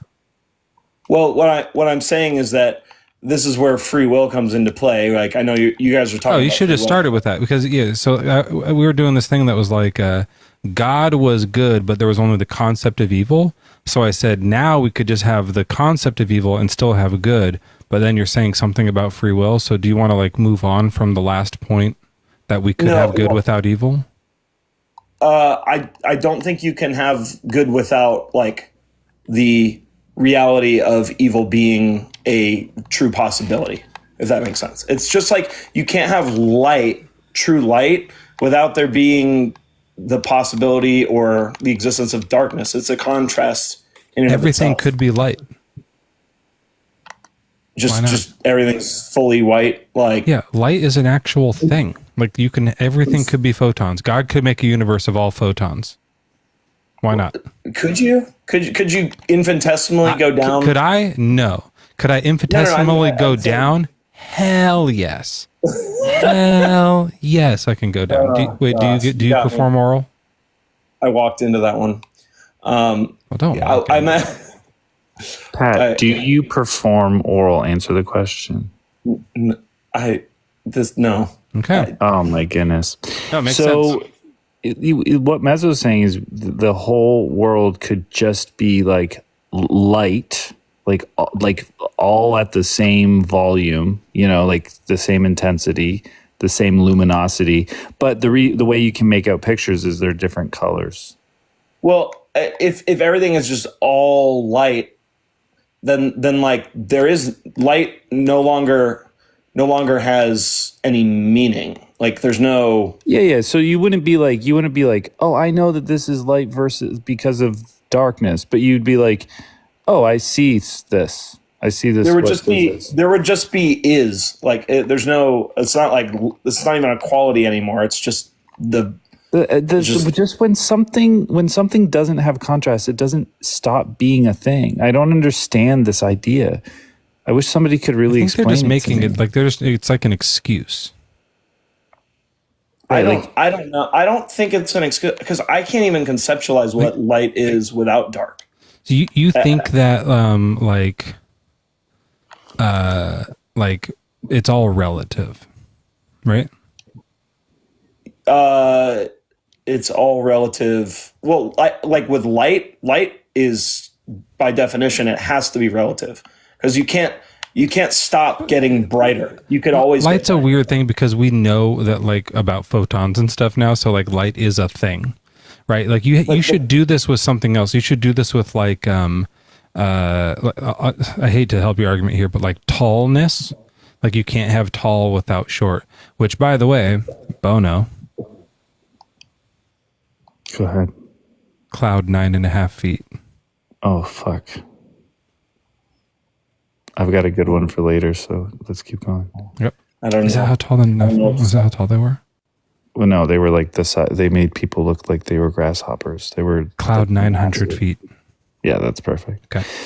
Yeah, I see what you're saying. Like use something that's more of just a philosophical idea and doesn't have science. Yeah, because there's no love photon, right? Yeah. I see what you're saying. Yeah, so something philosophical in nature rather than that could be described just by science. Oh goodness, yeah, we weren't doing love. We were doing good and evil. Sorry, I got distracted by the love story that I was thinking about. Okay, yeah. So tallness and shortness. I appreciate that, and but the thing is, Pat, like it's very tall of you to do that. If everything was good, and there was no evil, we would maybe have a different conception. Like, because we wouldn't know evil, so we wouldn't know the contrast. So I agree that we'd conceptualize of things differently, but it's not like we wouldn't experience the good. It would still be good. We'd still enjoy it. If all dicks were 10 inches long, we wouldn't know that like dicks could be, micro or could be like even more massive. Everyone would just have a 10-foot dick. And it'd be great. Like, it'd be fine. You said 10 inches. Now it's 10 feet. So which one's better? Oh, no, sorry. I was thinking about the Nephilim dicks. Yeah, the 10 inches. Sorry. If everyone just had an average 10-inch dick, then, like, that'd be great. And we wouldn't have, like Joel's saying, we wouldn't have a concept. We wouldn't be like, what's a micro dick? Like, babies would just come out with a full 10-incher and just how it would be, right? Like, we wouldn't even, like, really think of it. But like partners wouldn't be like, man, I wonder what it'd be like to not be satisfied by this big, beautiful cock. Right. You know what I mean? Like that would never happen. It'd just be what it is. And it'd be better, right? Than what, I don't know what you're dealing with there. Like, I'm not sure what you have going on down there, but like, I know I'm it'd not be sure where better. to go from there. But, Yeah. But do it with like, height. Do it with height. Like, if everyone was tall, we wouldn't like know what short people was, but it'd be nice. Well, People would be able to reach could- their pickles out of the higher cupboards, right?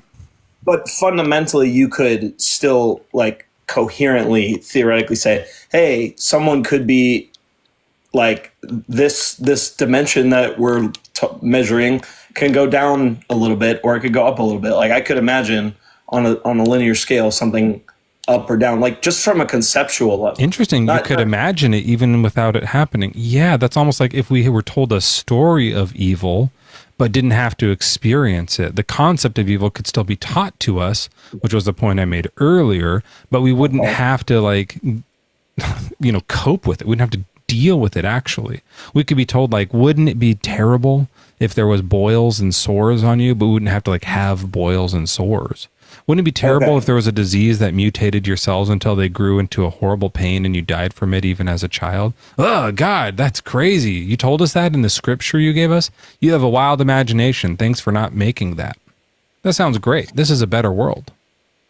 So think about in the realm of infinity, like eternity, I guess. Okay, give me a second. You have good. Ooh. But then there's a higher good, which involves love. And with eternity, infinity, that shifts the scale of any of the badness on earth to, like, if you divide by infinity, you go to, sorry, not divide. You know what I'm saying? It goes to zero, like the ratio of bad to good as you go to infinity. So ultimately, whatever baggage comes along with love, which involves free will, which involves suffering, which involves everything that you were talking about, shorter people, smaller dicks, all that stuff, like that all requires the free will, that it all requires. Wait, is there piano music coming in? It really threw me off. Why does I don't know that everything you're saying follows. I think there's a little bit of just like throwing everything out there, because I think that like you can still experience love even if you don't have free will, wouldn't you say? No, because that's the love involved. Yeah. Bring me a higher love. Bring me a higher love. Higher love. Thinking of.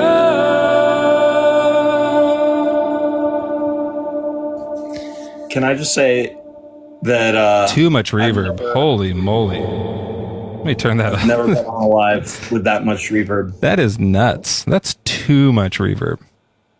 Let me turn that down. Is that crazy? But I don't think I can, second reverb. Check. Oh, I don't think you can go higher than that. check. It's a little better. Yeah. Okay, that's a little better.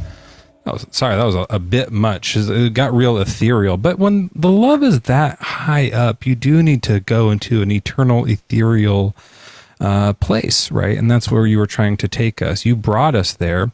I don't see how this makes any of it okay, right? How does this resolve the fact that in the Bible, God is threatening people with horrific actions? Like, it's one thing to say, evil needs to exist for good to exist. That's obviously like not true. We debunked the hell out of that. But let's say it's true just for funsies and move on. How does that mean God should be doing bad stuff? Because threatening people to eat their babies and that you're going to chop them up and rip open their pregnant guts is not okay. So, one, let's remember who wrote and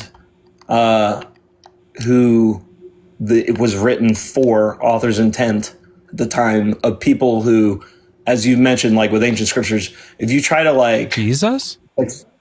What? Who? No. I'm talking. You're talking about I'm talking about Old Testament. Is that what you're talking about when you're referring to all that stuff? Yeah. Okay. So remember, What Mezzo is asking you is, tell me who wrote the book of love. This is wow. Joel, do it with reverb. Yeah, I was gonna say. Someone wants to see my nails. I put on blue today. I don't got any of that. But Old Testament. By the way, Joel, I don't know if you've noticed, I do this in your live all the time. Whenever anyone does this, like, let's not forget who, or they reference some mystery person and it's really obvious who it is, I always, every time, always go, Jesus? no matter what it is. I've done it like 50 times and no one's caught on that I do it every single time. I found that to break just now and admit it.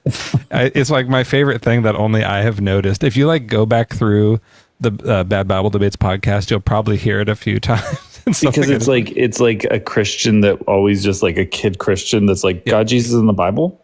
Like they're just like their knee-jerk reaction is it's gotta be Jesus, right? Yeah. Or like sometimes they'll be like, but there also was the one guy during World War II who did, because they don't know if they were supposed to say Hitler or not. And I was like, Jesus? Just like at the wrong time stuff. It's always fun. He has a silly name. It's enjoyable.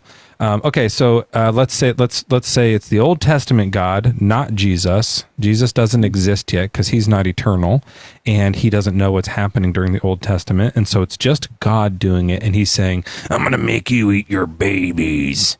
To me, that's evil. That's a bad thing to do, whether you use the Macho Man Randy Savage voice or not, right? And so, how does God using this as like God threatens people with, "I'm going to make you eat your babies. I'm going to wreck you so hard with destruction that you're going to cook your children." That's all stylistic, right? Like the terminology that they were Bible, using. Yeah, the whole Bible, I think, it's styling. The words of like, even the children, even the blah, blah, blah, like they were living in the world of barbarism, mm-hmm. and he was trying to communicate to these people. And the people, he's trying to communicate on their level so they'll stop like acting bad through the lens of the people. Not on, like, he was communicating through the people to the people of that time. So I don't know why it's confusing to think that at the time, did they know about style did they know about love at the time? Nature. They knew about love at the time. Not well, not as well as today. What a weird we know thing about it to better. say. People didn't have love back then. God could have. Do you think society was less loving or more loving back then? Less loving, because they did the whole G word. But people stuff knew what it was with the people they liked. And then they loved their families. You think mothers didn't love their children back then? Your enemies. Pat, you should love your enemies. Pat, you don't think women loved their own children back then? No, they did love their own children. Yeah, they knew what love was. He could have said, "I'm going to show you so much love. I'm going to love you like my children, every one of you, no matter how much you stray away from my commands." And that would have been cool to say, like Macho Man Randy Savage, or not. But instead he said, "I'm going to make you eat your babies." Like, he chose the bad thing to say.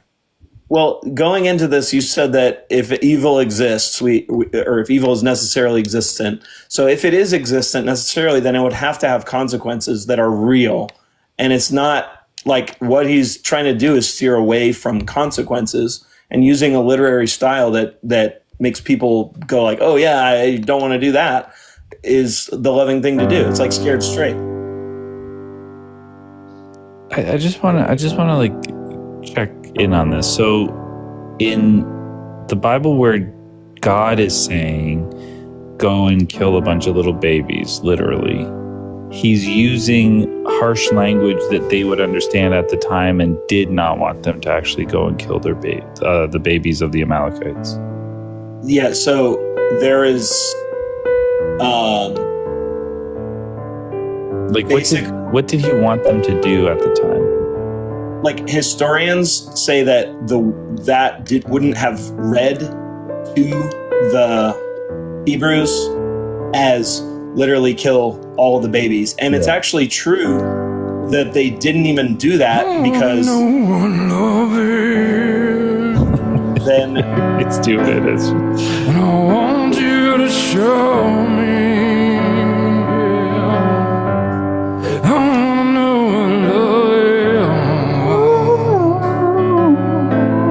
I know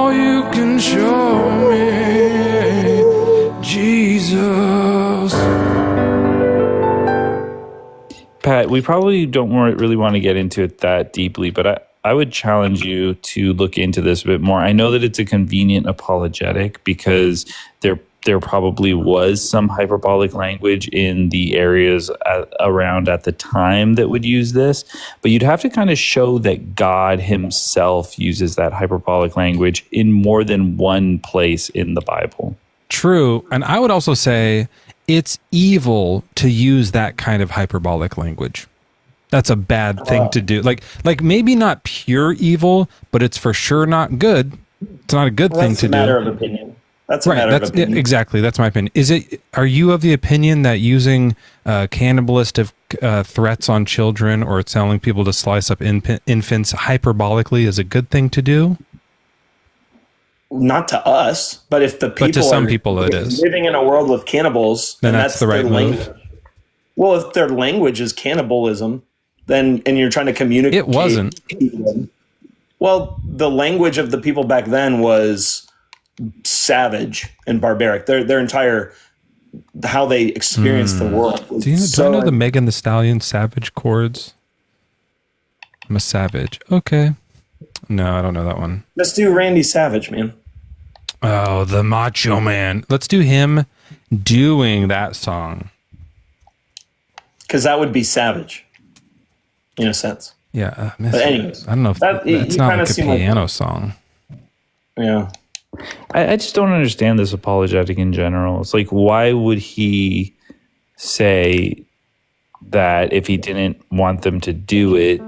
Like, why would he even bother? Why wouldn't he say, like, okay, we're going to go destroy these people? Like, just speak plainly. He's God. Well, what we're reading is not literally like a recording of God. It's the people who wrote it down. That's our whole thing.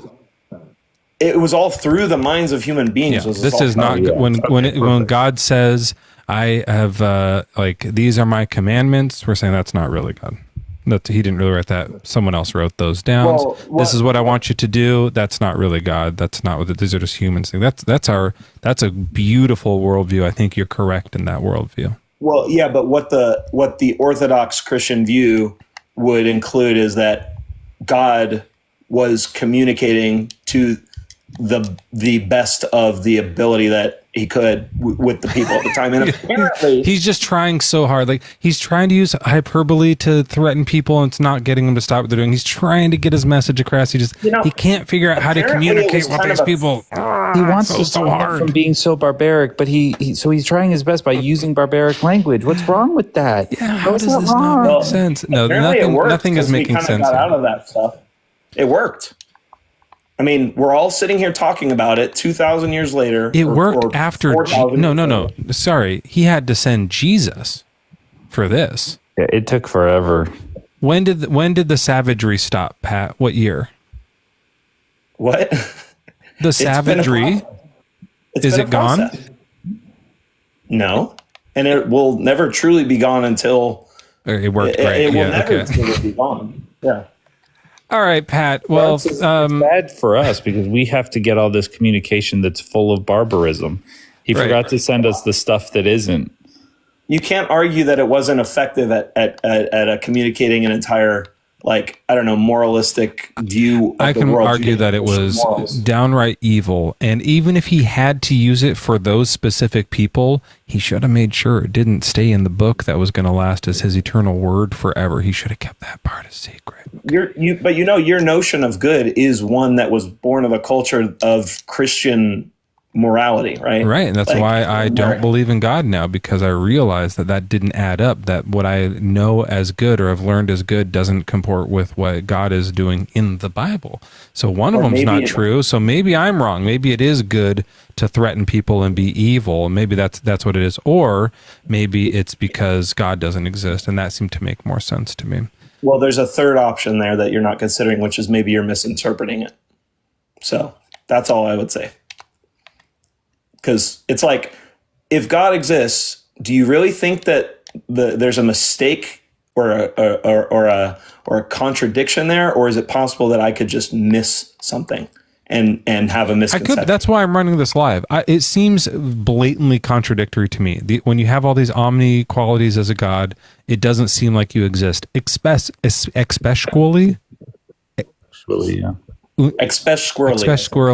in this world that we see around us. Even without the data of the world, it doesn't like logically make sense. But then you throw fucking Earth on top of it. You see all the suffering that happens, just like unacceptable amounts of suffering. Like really, we shouldn't stub our toe. You know, like that shouldn't even hurt. But fine, if even that has to hurt, the Holocaust? Bruh? No, that's too much. Like there's no excuse for that. To say you're all good, all powerful, and letting this like play out in front of you. It's fucked up. It's awful, and he partakes in it. And I have yet to find a good excuse for it. But Pat, I'm gonna let you say one last thing because you've been really fun, a really good time. Thanks for going along with the songs. I mean, chat. Like obviously, like bonkers worldview, but a fun guest. Am I right? Fun guy, Pat here with the Patrick from SpongeBob hat or a character here. Do you want to say one last thing before we move on? Yeah, I would just say that.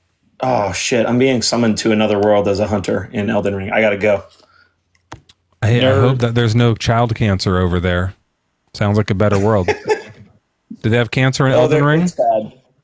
It's pretty bad. No cancer though. It's pretty bad in here. I think there's cancer. Have luck over there. Have luck. Have luck. I was doing so good tonight, and then I said have luck. Nice playtime game. Do positive. Do luck good.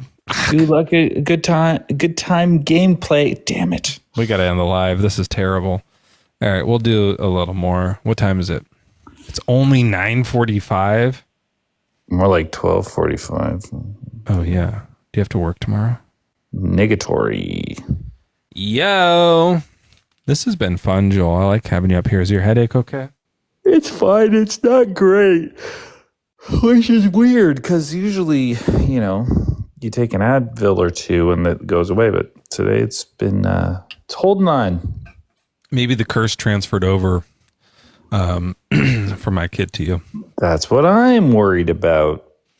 You'll be fine. Just like go to any pharmacy. You guys have free pharmacies. Just say, give me all the azithromycin you got.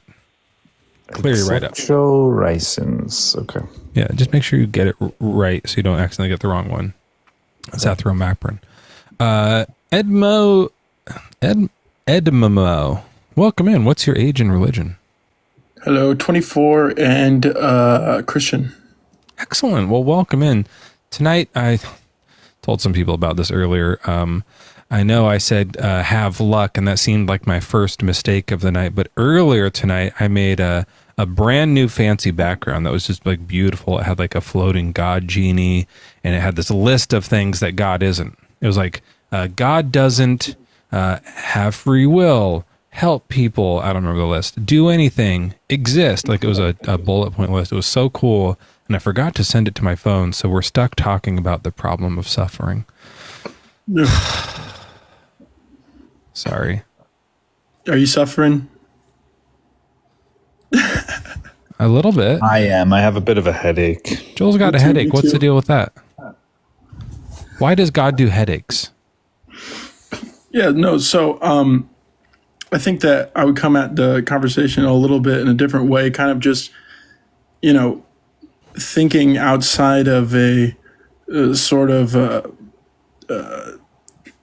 typical, you know, human perspective where I would ask, you know, does suffering exist like below Earth's crust?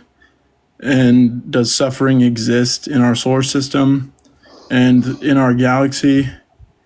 And does... Yeah, if you go there. Yeah, well, but like without anybody there, those places still exist. And yeah, so do rocks suffer? Is that your question? Yeah. Well, it does I don't think so. I feel like for suffering to take place, you would need like some sort of like sentience. Yeah, well, I mean, that's a contemporarily debated issue within, serious philosophy. And yeah, some people like wonder if plants don't want to be chopped, like that's an interesting thing that it's hard to tell for sure. It doesn't seem like it to me. It seems to me like they fucking love it. They're just like gagging to get chopped and chowed. But yeah, with like, even like a spider, if you like start to poke at a spider, it runs away. It like doesn't want it to happen. Yeah. Right? Yeah. So there's, but yeah, if you put a spider on Mars, it would die for sure. It would suffer there. Yeah. So one of the most well-respected alumnus of New York University and, like a very honored figure in their philosophy department, which is one of the best in the world, has written a book on this, and his name is Thomas Nagel, and it's called What Is It Like to Be a Bat? And it deals with, the mind-body problem, and, it deals with the questions ranging from, does an animal that we are intimate with, such as like a cow or a dog, suffer? He's still alive? Yeah. Joel, can you type down the name Thomas Nagel for the notes? Oh, just jot it down, see if we can get him to come on. All right, perfect. I hope you guys are successful at that. We poll people on Friday. We're getting Dinesh D'Souza. Did I tell you that? Did No I tell way. that to I forgot to mention that to people. Come back Friday. We're doing a debate with Dinesh. We've been trying to line this up for weeks. Sorry, but go ahead. You were saying, so this Nagel guy says that bats don't suffer, or they do? Well, it's he definitely does an exploration that is intellectually honest and delves into both perspectives to have a dialectical analysis of the mind-body problem. I just tweeted him and he said meh, but I think that if I tweet him a few more times, we might get somewhere. But he was kind of like meh about it. Are you sure it's the right one? It's like a common name. Oh, I tweeted 3 of them, but I think this is the official one. It's got a blue check mark beside, like it's a star-looking thing, but there's a blue. Is this guy famous? Yeah, I mean, he's an author. He's an academic giant. Okay.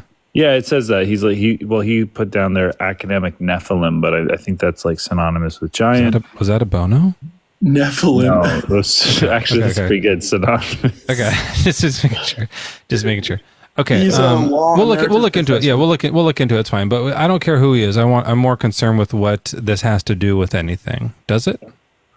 Well, so if you take the mind-body problem seriously, then you have a very nuanced question as to whether or not suffering exists in non-sentient material, or what we have deemed as non-sentient material.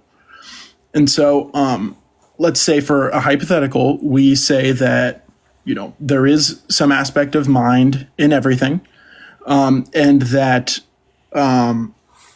if we are to attribute that, and we are to come to the conclusion that space does not suffer, a vast majority of the cosmos itself is actually not suffering. And so the fact that suffering exists would actually represent a very, very slim minority of the universe itself, and what most theologians. So it's not that big of a deal, kind of.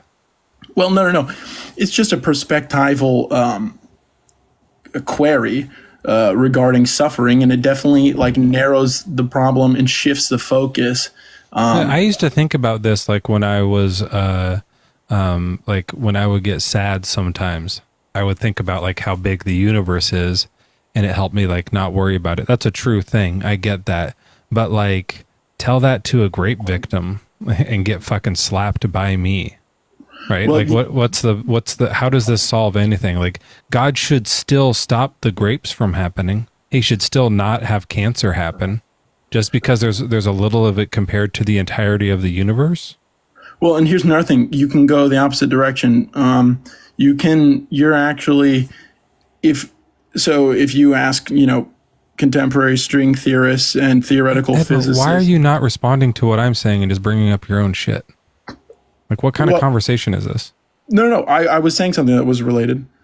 Okay. So Nagel blocked me already because I said you do too many at once, Joel. You're too forward. Well, I was just like, "Are you sure?" And then he was like, "I don't know who you are." And I was like, "Did you send him that picture that you always send?" It's in the too DMs. revealing. Don't send that to people. I didn't know he'd get the DMs. Anyway, I sent Bjorn to message him on our behalf, and he's tried, but he's just doing it in Swedish, and I don't know. It's going to be broken English. Yeah, his language skills. Yeah. So we'll see what I don't happens, even think he but speaks so good far, Swedish. Like, I don't know for sure, but it seems like he's fucking that up. It's hard. You can't tell because it's all Swedish. It's got like so many umlauts, but I'm just letting him do the thing and see what happens.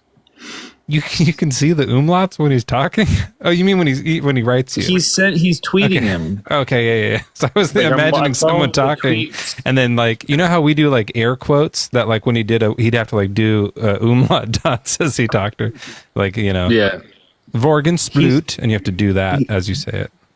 The thing is that like he added him, atted him, and then he kept like he didn't respond to Bjorn, but then Bjorn keeps on doing a thread. Like he's doing a thread off of the at. Yeah. And it's like he's talking to himself because like no one's responding to him because no one speaks Swedish. Yeah. It's weird. Okay. Well, yeah, just keep tabs on it and let me know what happens. I don't know, like with Bjorn involved, who knows? Although he might be watching, so we love. For those people who don't know, Bjorn he bought Joel and I's podcast.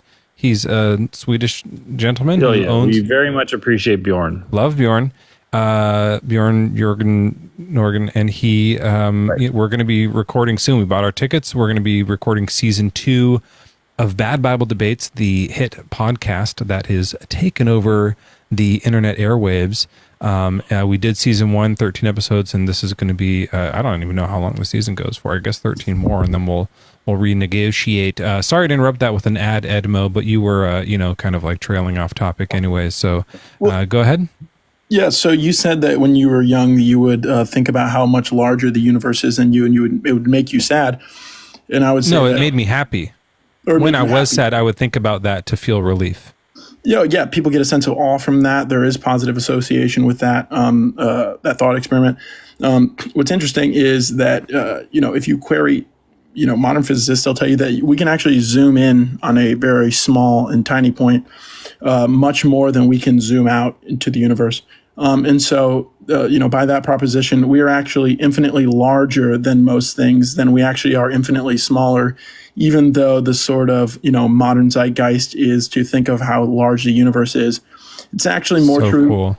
Yeah, it's actually more true that we're larger than most things. Yeah. So does, let me just ask this way, is like being born as a Harlequin baby, in the grand scheme of the cosmos and in the even grander scheme of the microcosmos, is that still suffering to the baby? Yeah, so I mean, okay. I guess it depends on what your definition of suffering is. Yeah, like they're experiencing a bad time. So they're experiencing pain. Is that what would you say that would be your like? I'm calling it a bad time because it's more than just pain.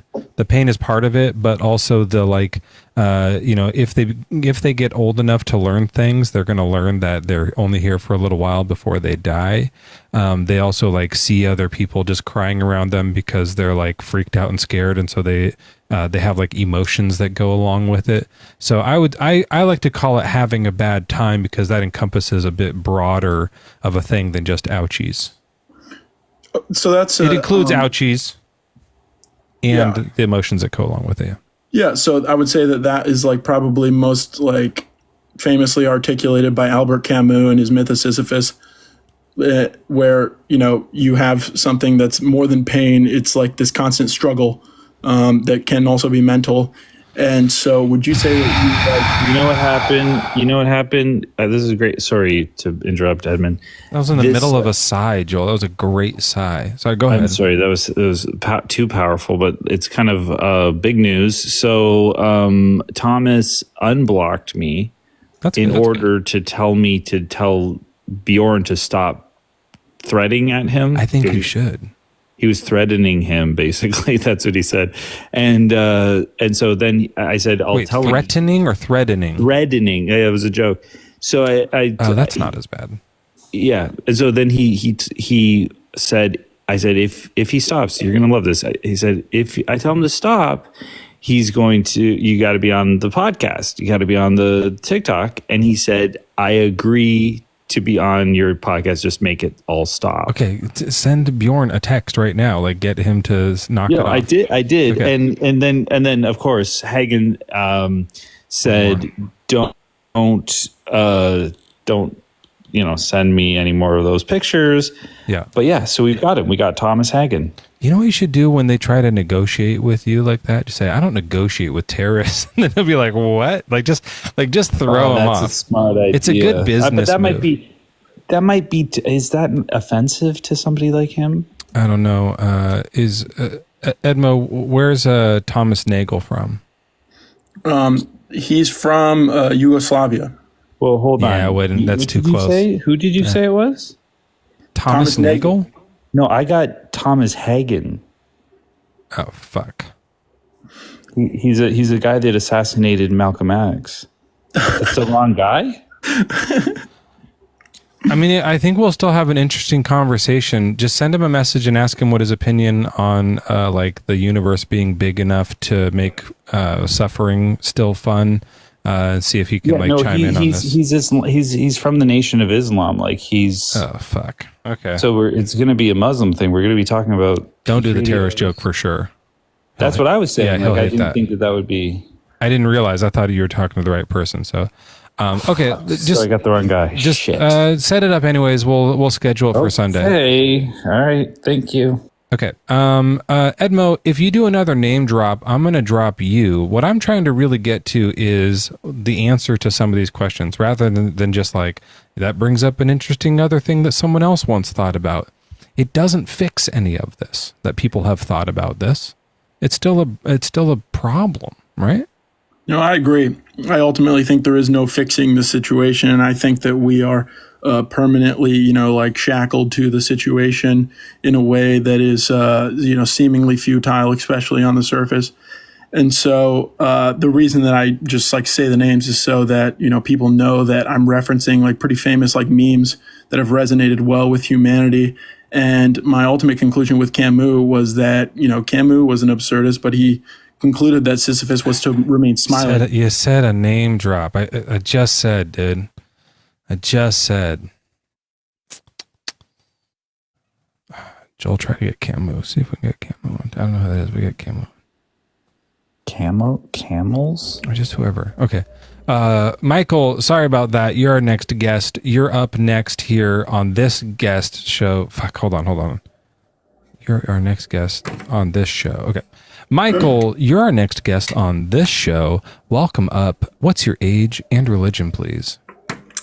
I'm 53. I'm a Christian. I don't go to church. I don't hold any denomination. Same to you, brother. I don't go to church. I also don't hold any denomination. I'm a different age than you. But are you a Christian? Oh, no, I'm not a Christian. Is that, okay. So do I have to be up here? No, but it's not the same. Okay. All right. Well, why does suffering exist if the Christian God's real? Let me ask you a question. Does anybody escape life being born without suffering?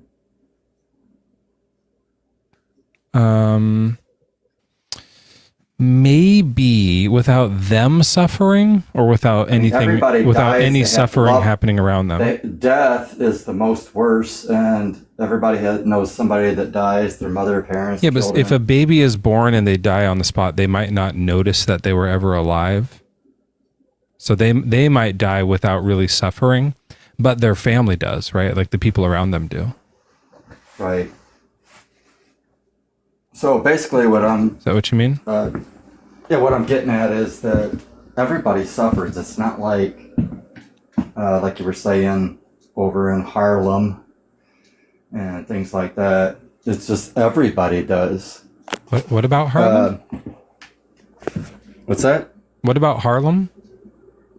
No, I mean, if you're born in a bad, let's say over in Ethiopia or a poverty-stricken or this or that, everybody goes through suffering. Yeah, Harlem, Ethiopia is a rough neighborhood. Like obviously there's some people who are born into worse circumstances that are more difficult than others. But, that doesn't mean that that's okay. Like, that doesn't mean that God wouldn't help them. If he's all good, he would help everybody equally. Right. You agree? Well, you probably don't, but the Bible does say that mankind is cut off from God. Okay. There is a separation that happened. So he doesn't intervene in our daily lives? No. He can, but it has to be petitioned, and there's forces that work against us. Why? Why can't he help us without us asking? According to the Bible.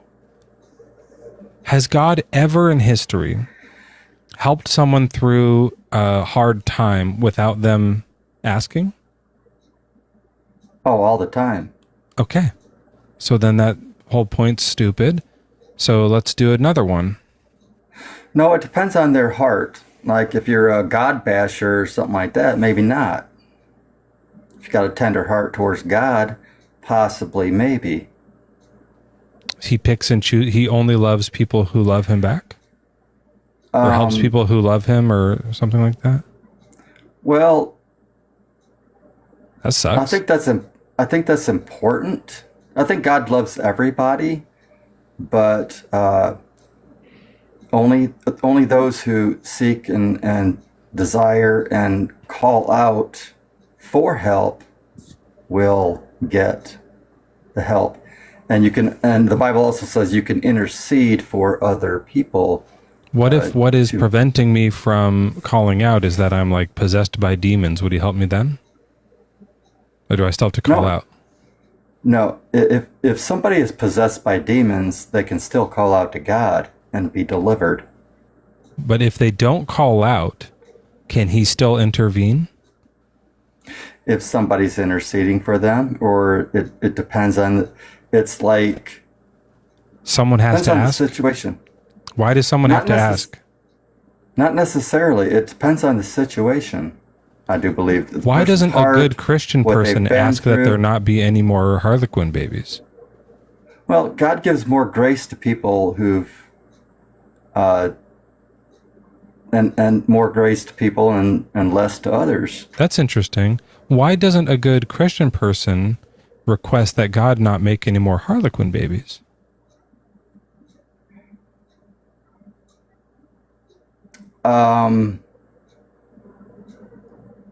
Why wouldn't that work?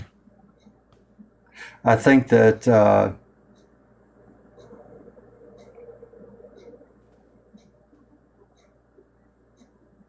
explain that again. You're saying that he only helps people who have a good heart for God, that really like respond to God. Why don't good people with a good heart ask God to cure babies who have diseases and say, hey, God, no more babies with diseases, pleases? And then God goes, okie dokies. And then we stop seeing. Have none of you guys ever tried this? Like, why are there? Yes. And people does it work? Say that it does. So there's no more babies, Harlequin babies? No, for instance, let me give an example. When Jesus walked the earth... How do you know the rule? Like, why are there prayer rules? He's up there watching me like, that was close, but not quite right. You got to do it just right or I'm not going to help. He knows what we want.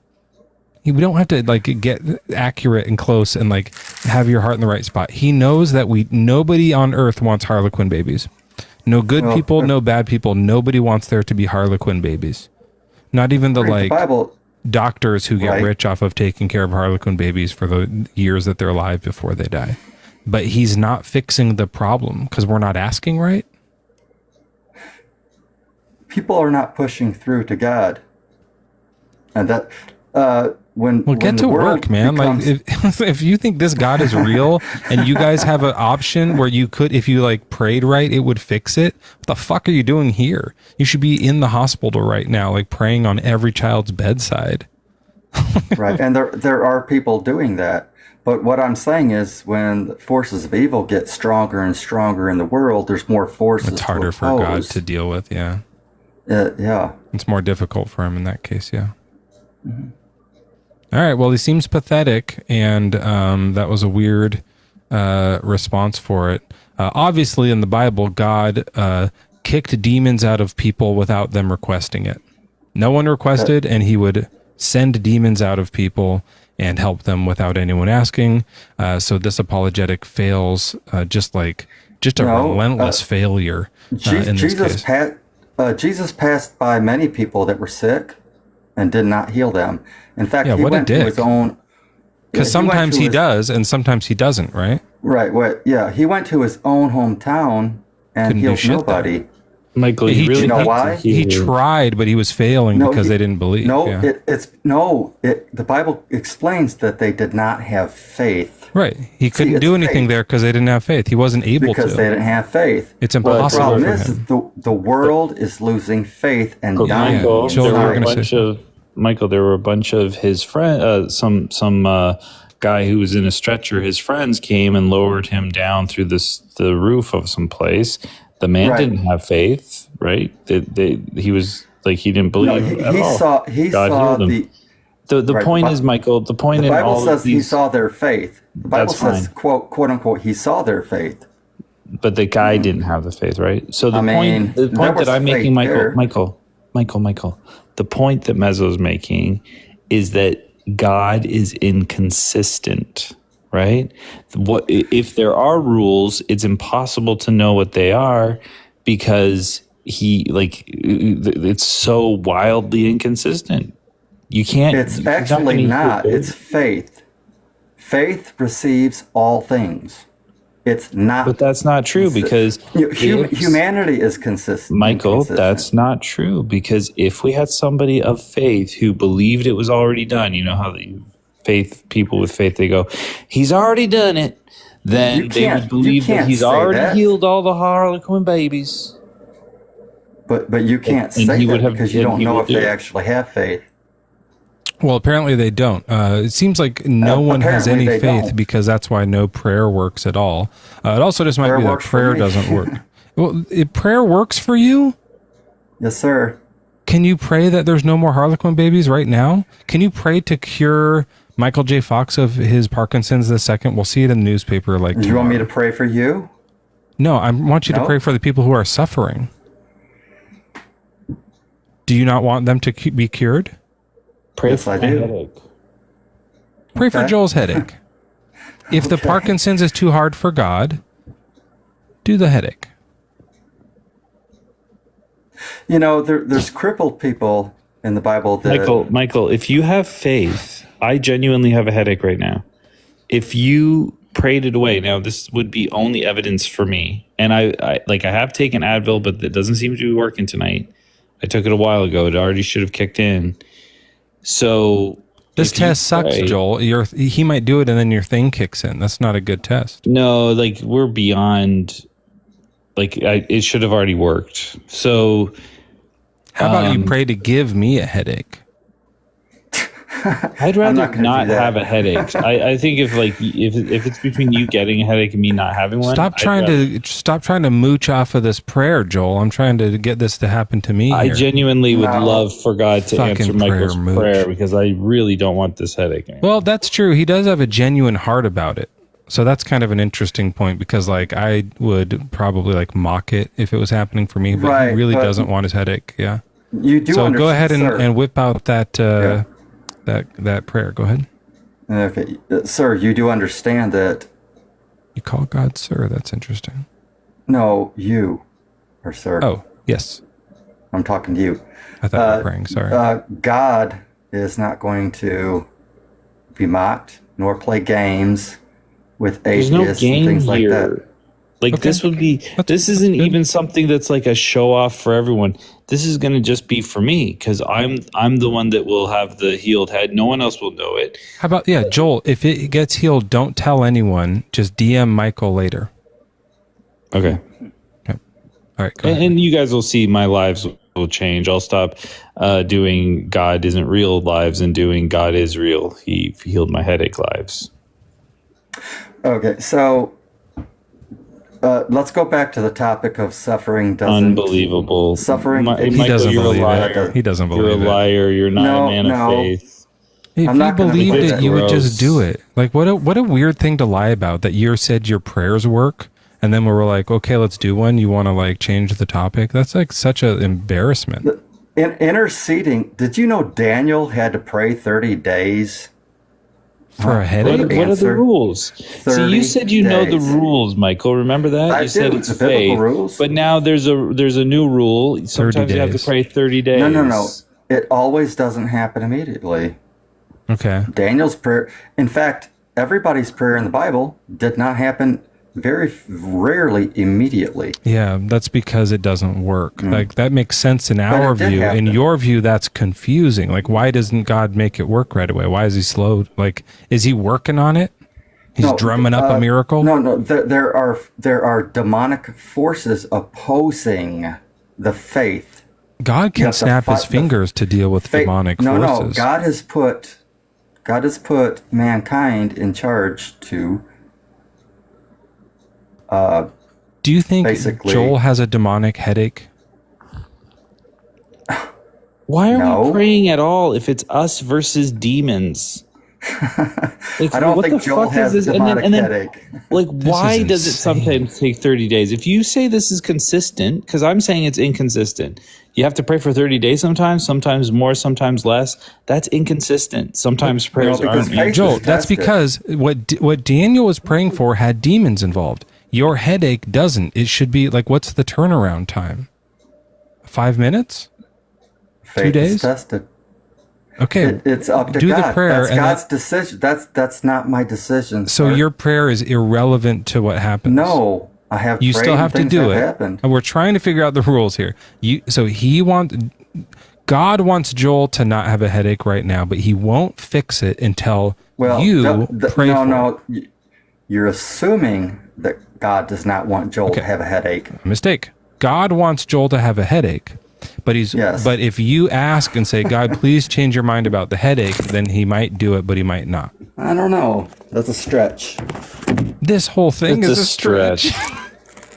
Well, you know the rules, right, Michael? So whatever the scenario is right now, the rule is God won't answer this prayer.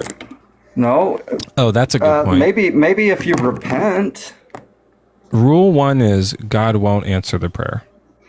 Rule 2 God- is the problem might resolve itself on its own later, and then rule 3 is give credit to God right. anyways. Is that how it works? No, you draw near to God. God will draw near to you, as the Bible says. I can I'm draw the it out. guy- Sure, if we should draw it, we can. Michael, I'm the guy Draw. that they're sending down into the house through the roof. You're the friend. You're the one with the faith. What are the rules, man? Yeah, let's sketch it out. That's a good idea. Okay, the rules are not my rules. The rules, write this down. know Number the one. rules because Mezzo's going to Yep. sketch them out. Number Do you know one, the rules? the rules are not my rules. They are God's rules. God heals when he wants to. Do you know God, the rules or no? Yes, I do. I know the Bible. So what are the rules? God heals at his own pleasure. If by the way, Daniel, I don't know if you're still here, but did you see how fast I just wrote that backwards? That's incredible. Pretty good. I can't do lowercase, but that was pretty good. Okay, what's 2? You have to intercede. Intercede. Ask. Now, see, he's wanting me to ask, but he's an atheist and not even going to ask God Okay. himself. That's kind of weird. Is 3 that you have to believe, pre-believe? Not necessarily, but you can't you can't sow seeds of atheism. What verse does it say that? The Bible says that God only helps people who believe. No, the Bible We says that we have stories where Jesus helps people who are possessed by demons that don't ask for his help. He just cures them without them asking. So what we need to know here is, now they had demons. Does Joel have demons? We said no for the headache, right? I don't know. I don't believe I for the don't headache. think so. Are you feeling? Like, I haven't done anything demonish that would get me demons. is a headache like kind of coming out of two spots, like maybe horns? No, or... it's just no, I'm not growing horns. It's just the one side. Okay. All right. So it's probably just a normal headache. Okay. And so ask, and then what is it? Wait? Is 3 wait? Well, I would suggest that he repent and ask God himself. Okay. So you're getting yourself out of this because you know that when you do it, it won't No, work? I think that, no, actually, no, I'm not. That is the actual proper first, that should be number 1. Okay. So the issue with that was the verse I was just talking about, where Jesus heals someone of demons who didn't ask and didn't repent. Mm-hmm. So your list sucks. It's not true. It's just not biblical. Jesus did a lot of things to show Ask himself. Jesus then. That's what we're trying to do.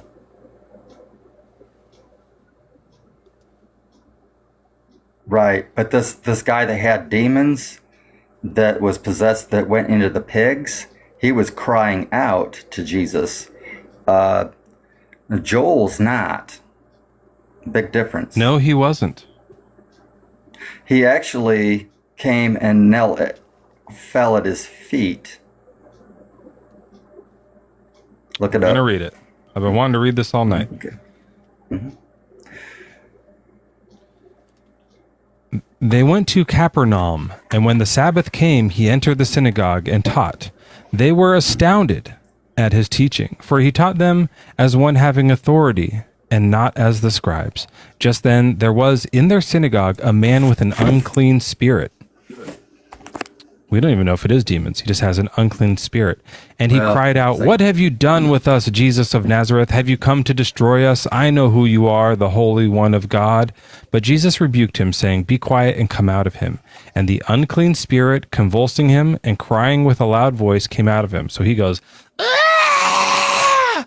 And the spirit comes out. They were all amazed and kept asking one another, "What is this? A new teaching with authority? He commands even the unclean spirits, and they obey him."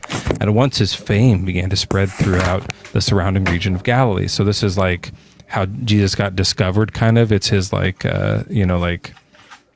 claim to fame. Like, oh yeah, it's like when he first the Pharisees discovered him and made him big time. So he does this cool trick. The guy didn't kneel. He just said, "I know who you are, the Holy One of God." So he's just yelling in church, and Jesus cures him. Right, I'm not talking about that scripture. I know. I'm talking about the one. I'm the one talking about the one that was possessed with. Neat. So we have two different examples. In one, it was your thing, and in one, it's my thing. Does God do it only one way, or can he do it either way?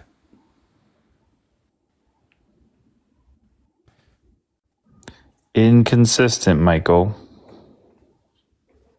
Well, God can do whatever he wants. I'm just going to put then for the fifth one, because this is always a good rule to have, especially if you can do whatever you want,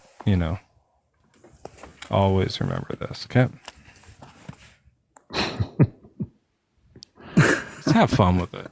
Just have fun with it. So, do you disagree that God can do whatever he wants? He can. Yeah, God doesn't exist, and you prove it by having no power in his name or any sort of thing to offer anyone ever, Michael. It's a complete failure in a worldview and in a belief system. It sucks. Not necessarily. Yep, necessarily. I have not prayed for you yet.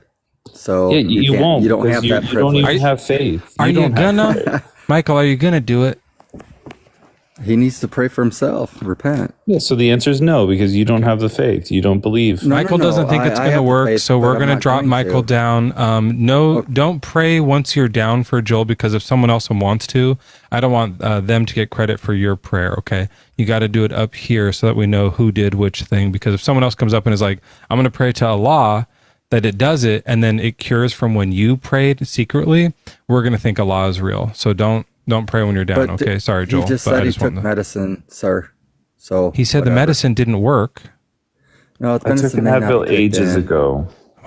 Can God do anything or not? Like, why do you have so many excuses for an omnipotent being? And go. Like, of all the people who need excuses, it's not the omnipotent one. That's why this is so funny to us. Dumb. That's why it's so like laughable to us, and that why we have fun with it, because there are excuses that you could make for like even really bad people.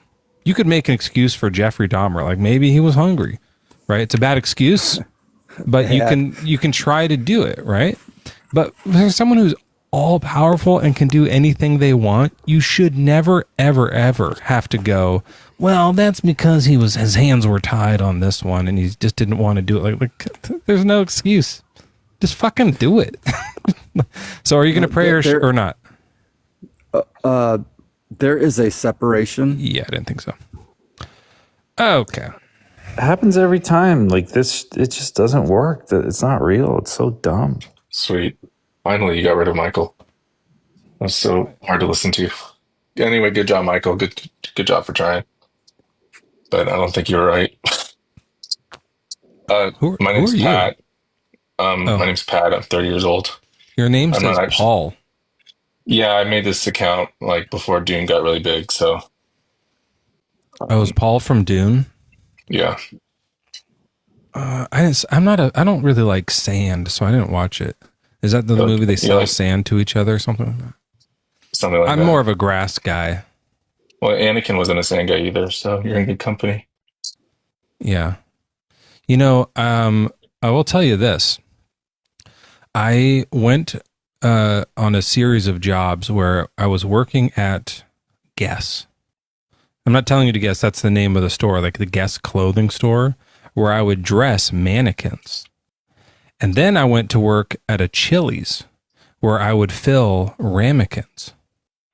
And then later, and this is true, when I first moved to Hollywood, the first like job I had was logging footage for a Star Wars documentary that was like funded by Lucasfilms. And so we talked a lot about Anakin. So I always loved that storyline. I just thought it was like just a fun thing that I went from mannequins to ramekins to Anakins. And I never rapped about it once. Isn't that dumb? You still can.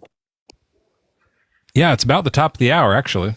And that's it, folks. It is the top of the hour. We are here with live debates about Christianity and God and stuff with Meat Sauce. And we got Pat in the hot seat. We're going to be talking about God not being real. Sorry about that, Pat. But hey, listen, take it away, Meat Sauce. At the top of the hour, 157.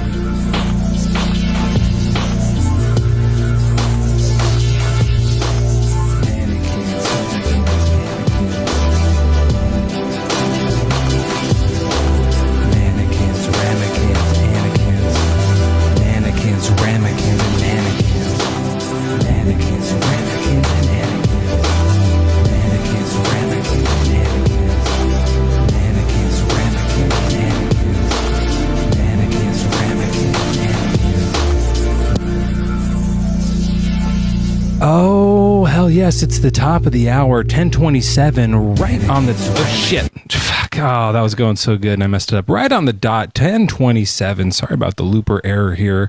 Our next guest name here isn't Paul, it's Pat. He believes in God, and I'm so sorry about this, but God isn't real.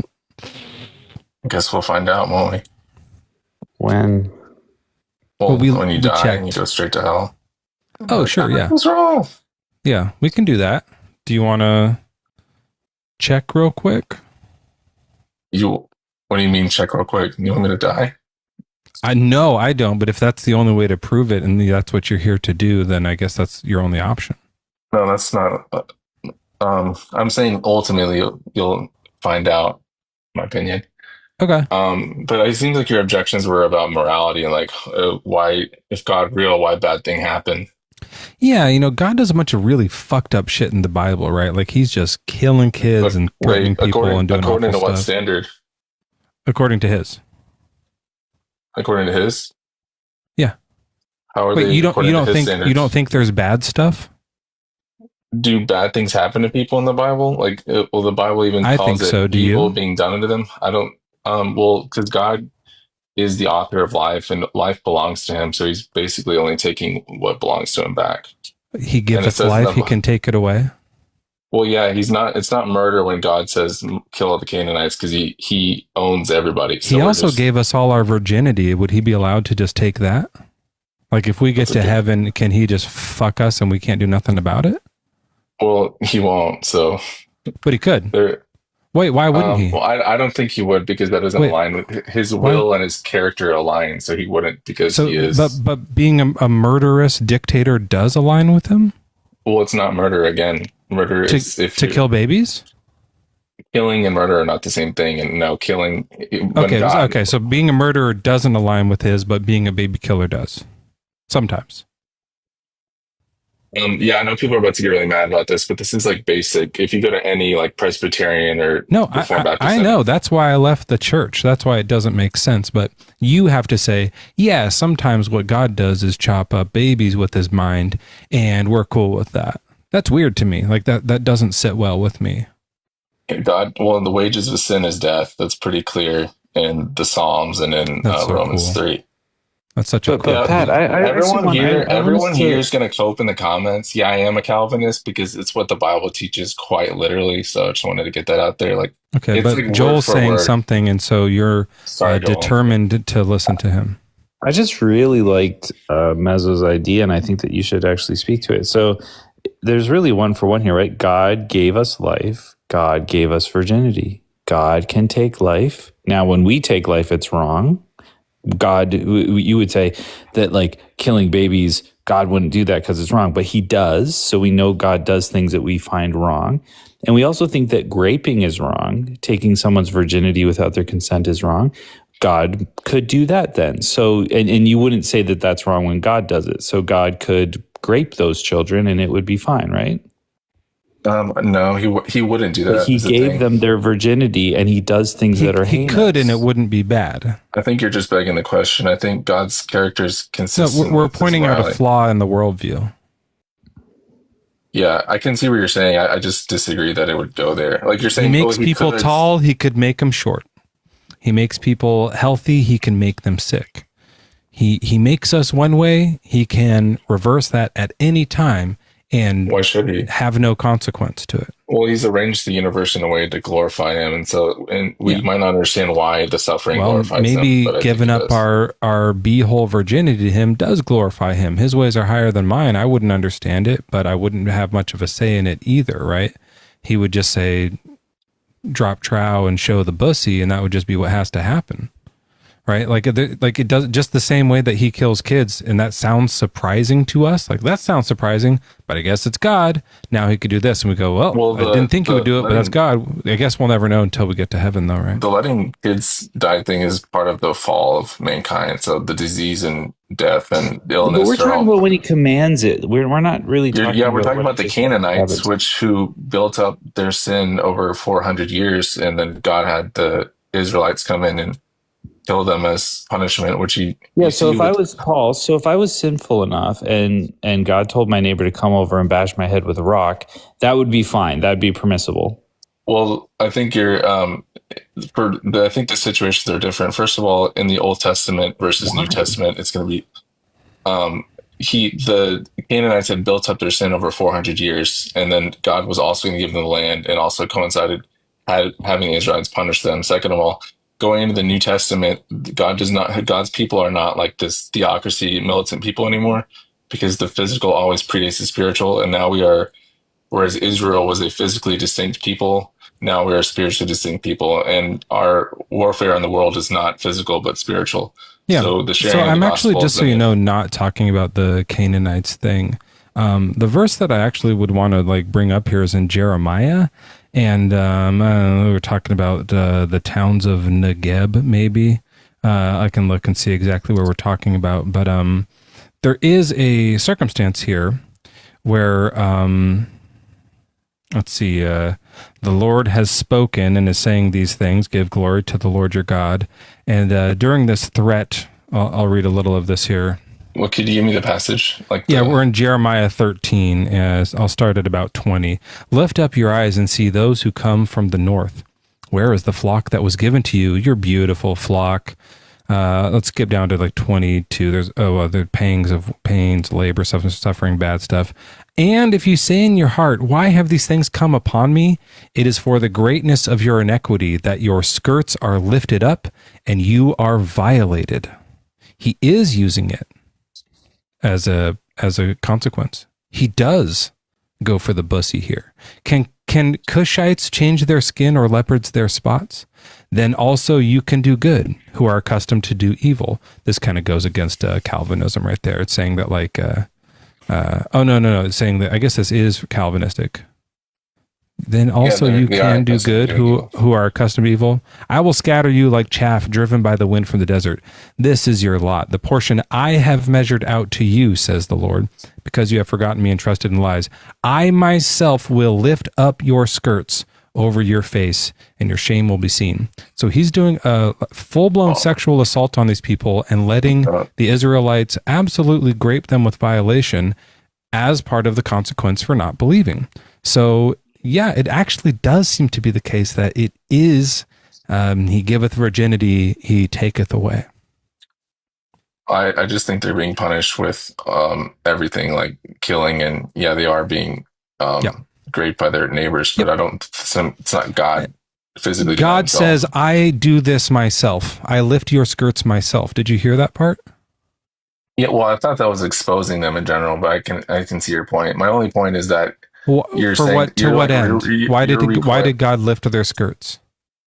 Because Israel was being exceedingly sinful, especially as his representatives, and their sin reached its fullness, which happens throughout multiple times throughout the Old Testament, where he says they're like, there's one passage where what is it? So is like, hold on, let me is pantsing someone okay? Like there was one point where he says that the Israel, like most prostitutes get paid, but they're actually paying the people that sleep with them. That's how he describes Israel in the Old Testament. They're exceedingly sinful, and they're usually, I mean, there were worse times so bad.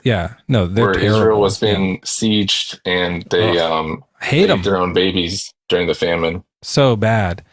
Anyways, so does that mean that that's why God can lift up their skirts and let people violate them? Does that make that okay for you now, since they did that bad stuff? Does that seem like an appropriate punishment?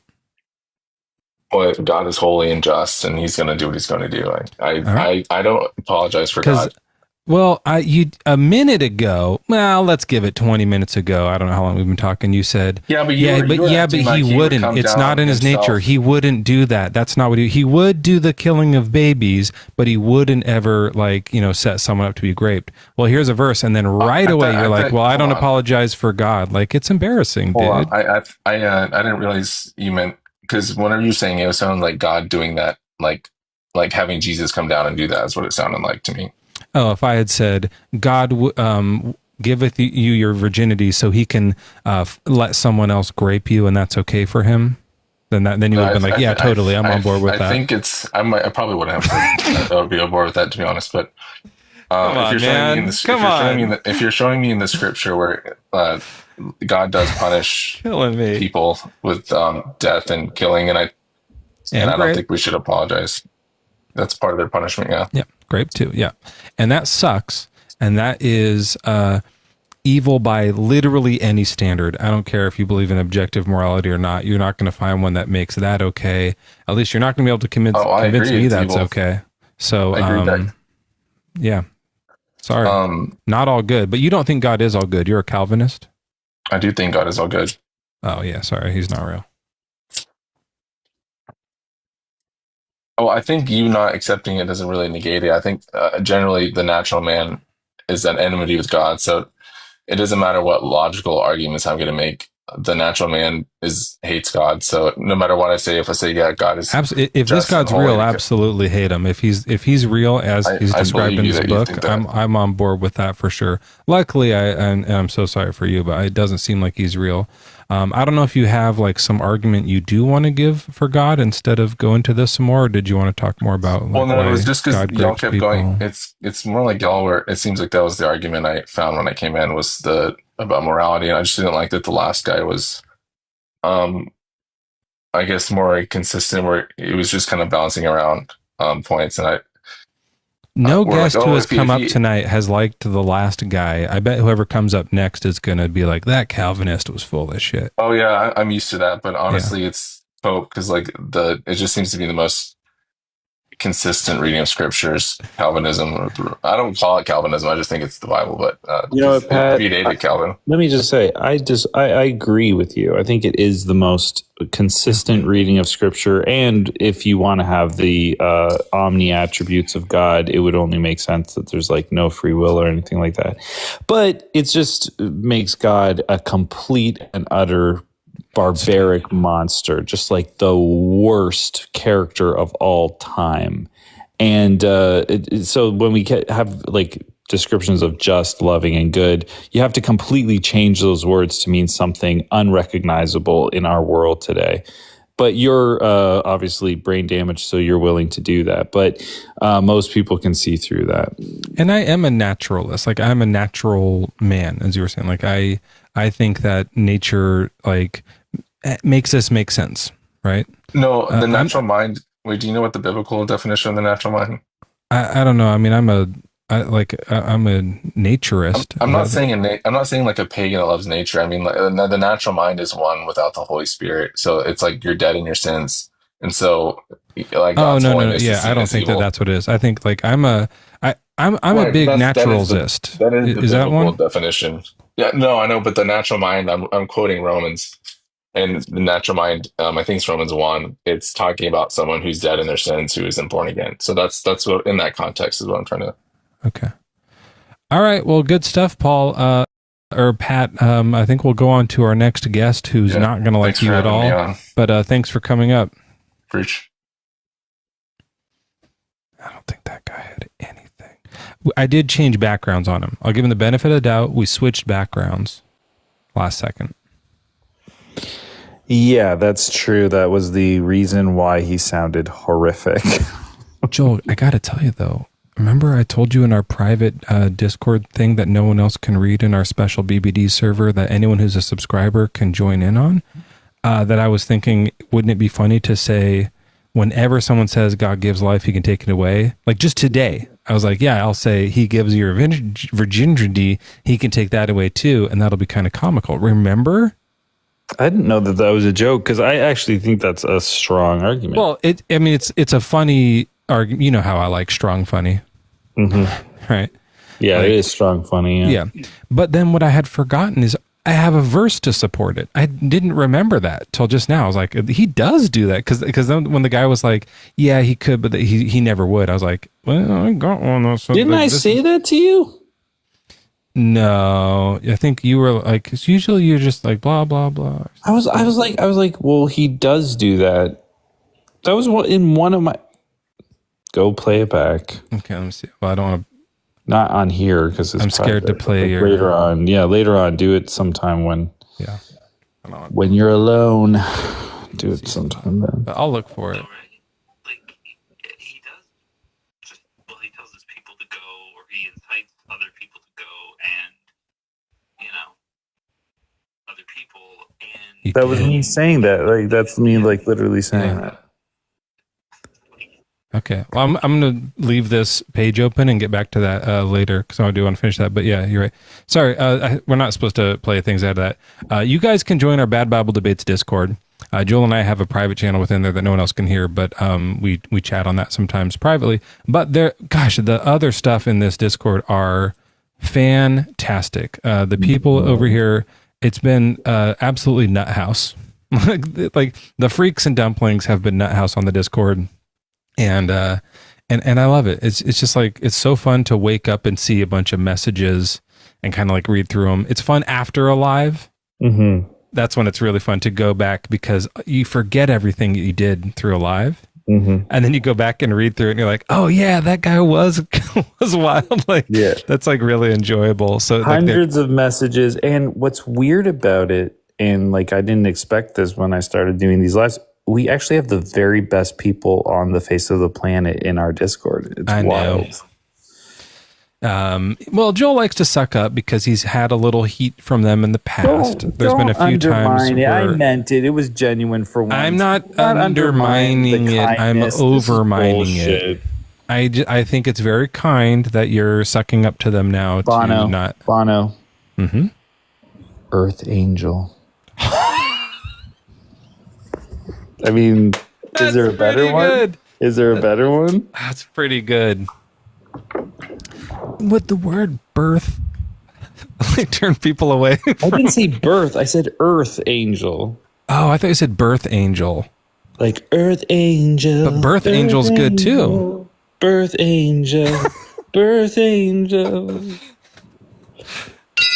Whoa. Sorry about that. My piano turned into something.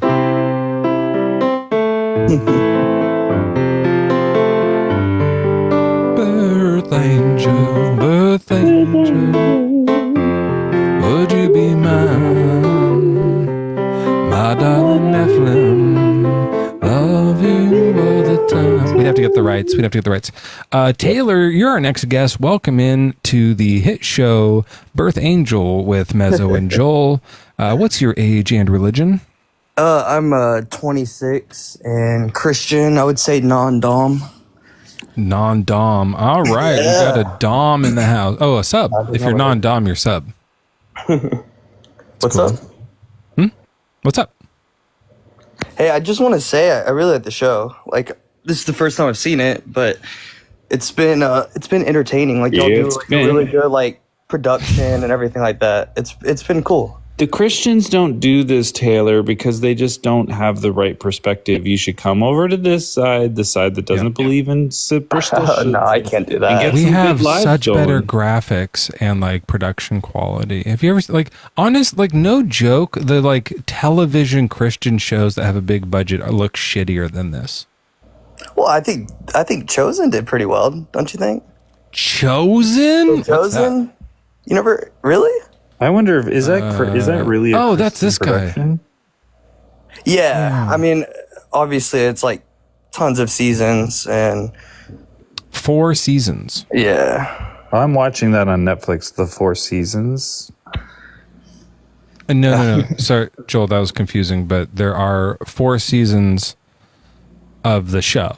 They're dragging I think they out just for 4 seasons. released. That's insane. Yeah, There's 4 gospel. They do one for each gospel, right? That would be so awesome.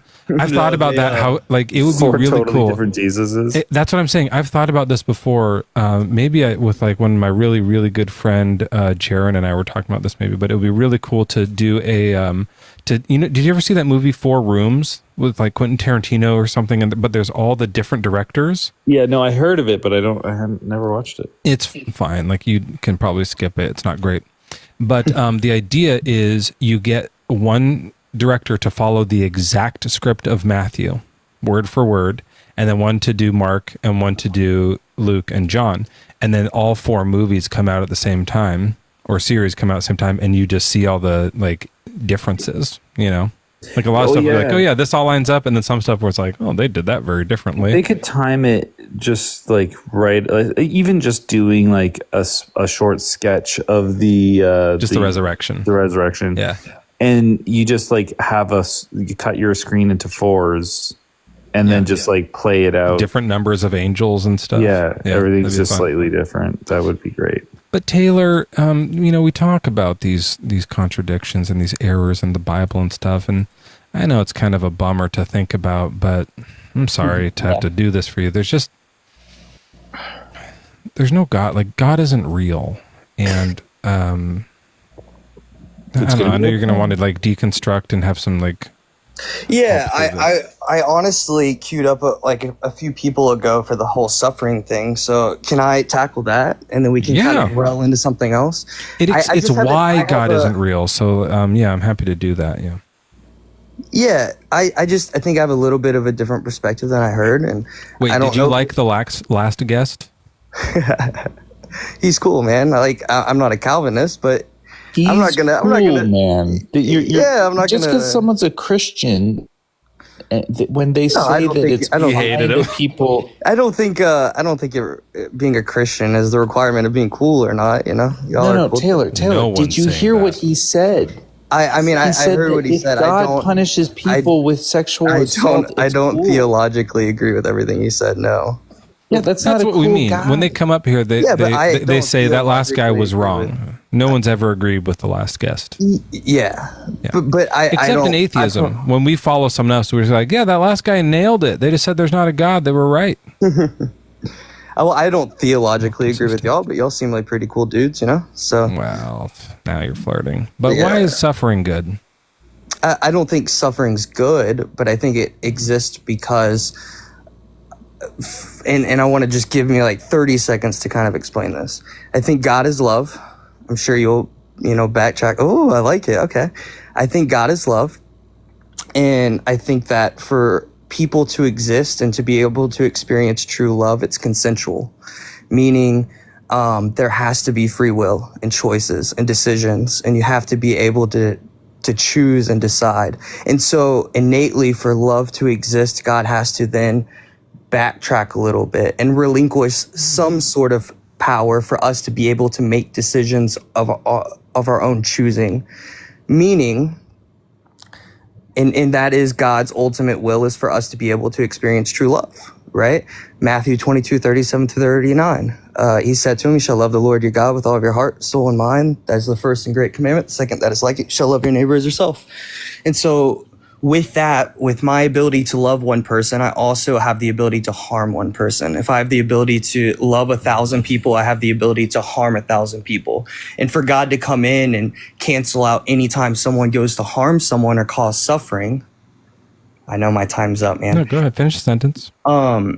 If God comes in and then controls the situation and says, hey, I'm going to stop suffering every time someone goes to harm someone, then love can't exist because it wouldn't be consensual. This is actually a very different thing than, I don't know, Joel, if you've ever heard this. I think he's kind of saying that like the reason they're suffering is because of like free will. It's a pretty unique.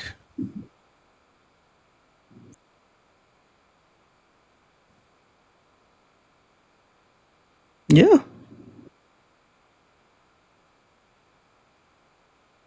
That's sweet. Yeah, that's good. Oh shit! I don't remember. Here we go. I don't remember. Yeah, no, I think words matter less than how we imagine words working, right? And so my definition of love might differ from what your definition of love may be, right? Yeah.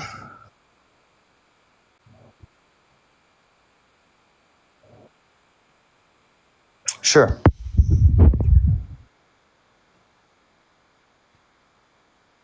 Yeah.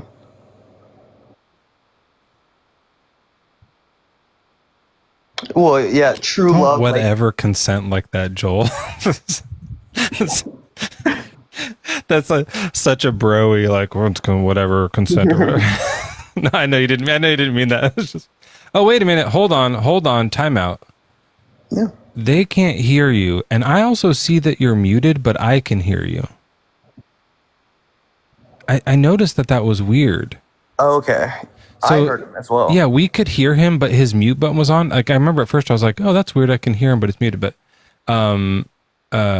yeah, gosh, that's going to be so weird. All the reactions I was just doing must have been so confusing. And Joel sang. Is that better? Can you guys thumbs up if you can hear Joel, or put a okay, better, yeah.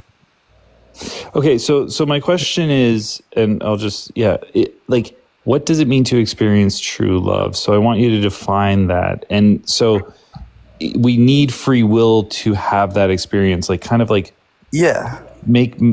show me why that is. Yeah, because love is a choice. It's a decision that we can make, right? It's consensual. I think the best way to describe love would be like an analogy, right? Like if you're going down, or if you care for someone, you're going to take care of them. You're going to do something for that person to take care of someone. Like if you're I think an analogy, and I'm paraphrasing like from the Bible. Let me cut just like, because I kind of, just to save a little bit of time. So I understand that for me to truly love someone, I might need free will. Like for me to not be coercive, but for me to experience love. Yeah, like if you love a teeny tiny baby, they are experiencing that love and they didn't choose to. Yeah, I think for you to... Is that what you kind of meant, Joel? There's two sides of it. If somebody is going to love me and give me love, I'm going to experience that love without free will. Like I'll have that good experience. But there's also a thing where like, if I were to like, let's say have a tiramisu that is just like amazing and I would eat it and I'd go, I love that. I might be compelled to appreciate tiramisu. I might not have any free will, but the taste of it and stuff, like I experience a sensation of love for this tiramisu. I love eating it. I don't know that I need free will for that. So I'm trying to understand why I need free will to experience love. Yeah, so when I was thinking about what I was going to say when I came on and like running through it in my head, I kind of figured you would say like, I can love someone without there being consent. Like if I look and see someone, like I love my mom, right? Whether she loves me back, I love her. But for a consensual relationship, like you would marry someone that you love and they love you back. Like I am entering into a relationship with someone that is consensual. And for that to happen, for love to exist there, consent has to take place. Now, as far as like an inanimate object, then sure, like you can love something or think something tastes good. But I would argue there's two different types of love, right? And when the Bible was written, in Greek, there were different types of love. I think the word experience. I think the word experience is where it kind of falls apart, because I think that you can have the experience of love. You can feel all the different kinds of love, even if you don't have free will, because you wouldn't know you don't have free will, and you'd still be having that experience. But how would you know? You wouldn't. So you'd still be having the experience. So do you feel like your brain is just a bunch of chemical reactions going on and there is no decisions? Like every thought that you have is just chemical reactions happening in your brain? Yeah. Okay. Well, that's fair. I mean, I can't argue with that. I think it's like a sad way to feel and walk around in life and stuff. Well, we still have the experience, right, Taylor? Do we though? Or is the experiences that we feel like we're having just more chemical reactions going on in our brain? They're the experience that you're having. Like we have the experience. You have the experience. But do we though? You do. Everything, we don't have like a conscience, right? Like we're just... Chemistry can lead to experiences. Yeah, you're having the experience. That's measurable. That's literally the only thing that you know. If there's something else external having the experience, we cannot measure that or quantify it in any way. So by all means, show that. But until then, we do know that chemistry leads to experience. Okay, so in your opinion, how do you feel like creation? Do you believe in like the evolution, like in evolution? Like okay. I have like just super faith in evolution. Do you? Or is it? Yeah, it's just really convincing. It's like like at first it's a little counterintuitive, but when you look at it, it's really convincing, Yeah. It's like we can get into like causes and effects, right? Like typically I don't want to get fully to like what was the greatest cause of all time. I still want to hear the free will solution thing. So okay. Yeah. How does like that play into like a real world? Because this is what we've been realizing tonight with people. Yeah. Like Joel pointed this out really, really smartly, and Joel's the smartest guy I know. He's better than anyone. I love him. He's great. Like he's fantastic, and everyone should. If you're not following Joel, like you guys, get on Joel, like just follow him up, just get up on this Joel train. Right back at you, meat sauce. And it's Mezzo, but it's fine. So he's been noticing that people come up here and it's kind of this like, there's this ethereal thing happening where it's like, yeah, but in this you need that, and to have love you need free will and true love and all the stuff that's poetic and beautiful. And then as soon as you try to apply it to a real world situation, it just crumbles to bits, right? Yeah. And so let's try it. Let's put an example out here. Let me look at my list of bad things. I want to do something new we haven't done in a while. Let's see here. You're putting me on the spot. Well, I'm putting myself on the spot too, because I just want to do a different thing. Like, okay. Dog runs away and gets hit by a truck. Sure. Okay. God could stop that from happening. Right. It doesn't. So why is God letting the dog run away and not just like flicking a little switch in the dog's brain with dog brain chemistry to new band name, Dog Brain. Hold on. Add band name, Dog Brain Chemistry. Okay, got that one in. Okay. That like flips the switch that makes them come back home. Right, yeah. So I think it goes back again, and I'm going to use kind of what I said previously, but free will for free will. But for free will to exist, for love to exist, there has to be free will and decisions. And so if God comes in and intervenes in every circumstance and situation when something bad is going to happen or occur, then there is no free will. Like miracles free happen. Will? Well, I mean, you're talking about the free will of Earth in general, right? Like every living thing on Earth. I'm not talking about the free will of every living thing on Earth in general. You are. You think dogs have free will? I don't know if that argument necessarily matters for the sake of humans. If that's the one you're using, it does. It's if they don't, then yeah, it's irrelevant. But if that's what you're using, it's interesting. I mean, they can make decisions. Dogs can choose. Can to they come go to a heaven or not? That I don't know. Because free will usually is what allows people to choose Jesus. And so if animals have free will and they don't choose Jesus, then what you have is a bunch of dogs in hell. You don't want that. I think I don't have an answer for that, and I won't pretend to have an answer for that or try. And that's what we were saying right away. Once you put it in a real world situation, hold on, Taylor. That was exactly what we knew would happen, which is why we did it, to show how this falls apart. The moment you put it in a real world situation and try to apply it to reality, it just crumbles. Well, I'm talking about humans, and you're talking about animals. Which, again, sure, they could go to heaven. They could, I don't know, but... If they ask Jesus into their puppy heart, let's get puppy heart on the band name. I imagine they just do heart songs, but it's like a band of puppies. They just bark. Yeah, that's good. Okay, we'll put puppy heart in there. Wait, what was that? What song was that? That was Alone. Oh, gosh. Alone. Deeper cuts, yeah. It's beautiful. Like, we should see if we could get Puppy Heart to do the Birth Angel opening theme song. I think Cloud 900 Feet Tall was still pretty good. Oh, you're muted again. They can't hear you barking. What a bummer. Oh, no, I muted up. They heard that. Oh, okay. I thought they were missing this. Okay. Oh man, I didn't want to make you have to come back and try to redo that magic. It never works when you have to redo it again. That's great. Okay, good.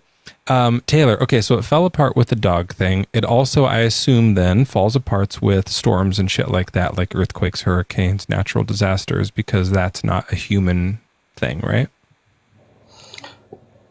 No, not necessarily. Okay. So it doesn't solve those suffering moments. Well, I have explanations for that as well. Okay. Yeah. Why does excuse me while I belch. Why does tsunami kill so many much? Yeah, so I think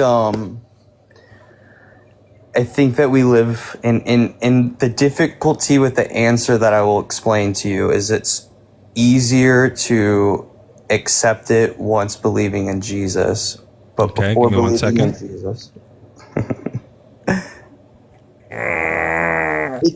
Can't do it. It can sound far-fetched, but I Is think that a that we dog live. pun? It can be. Does that give me points if it's a dog pun? Yeah, I'll give you 10 points. Thank you. But yeah, I think that we live in a broken world. I think that we are in like a spiritual warfare. I think that things are happening. I also think that there are laws to things of this world, meaning like the water that requires for our bodies to live can also drown us if we're merged. The air. Taylor, none of that works though. And I'll tell you why. Sorry to interrupt, but like I know you're going down a long list of things. You have to be able to show us that if God stopped a tsunami, that something more negative would happen. Right? Otherwise, like it has to be more good to let the tsunami come because he's all good. Yeah, again, I think that. So this fallen world thing is interesting and neat and a fun story, but when a real tsunami comes and innocent people are about to get splashed because they're in the Gallagher splash zone, that sucks. That's not, that doesn't answer that. That still sucks. Yeah. It does suck. But again, I think it goes back to, it goes back to free will and the choices and decisions and allowing for love to exist has to be consensual. And so what can God come in and I do not consent to tsunamis.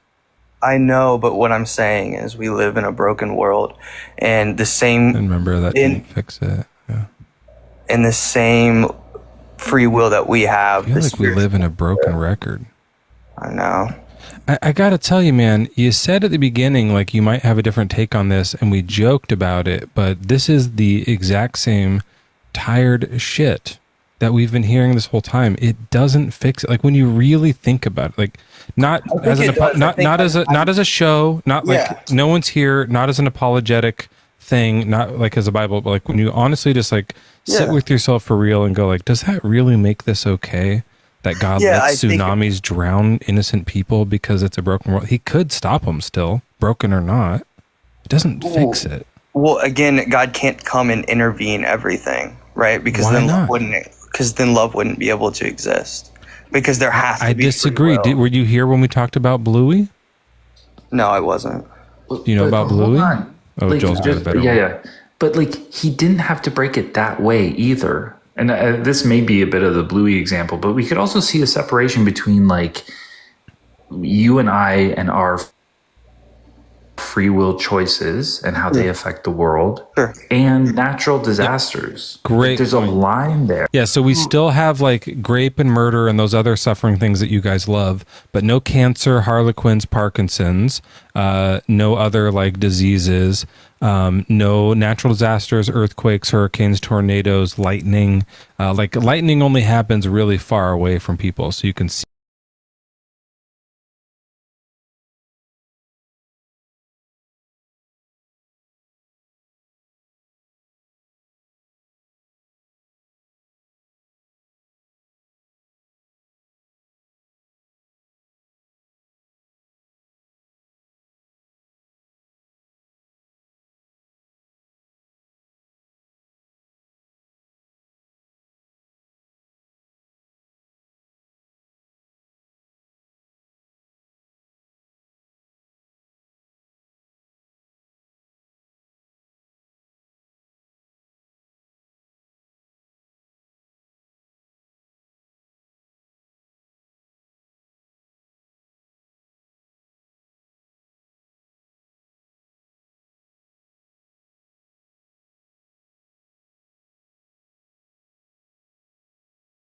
What are you talking? Not break anyone's homes up. Again, it sounds crazy and far fetched, but we're in a spiritual warfare where it's not about flesh. It just and sounds blood. pointless and stupid. It sounds like it doesn't solve any of it. Like, is it because the demons are fighting too hard for our spirits? It's hard for me to say that argument because if you don't have faith or believe in Jesus, then it does sound stupid. Yeah.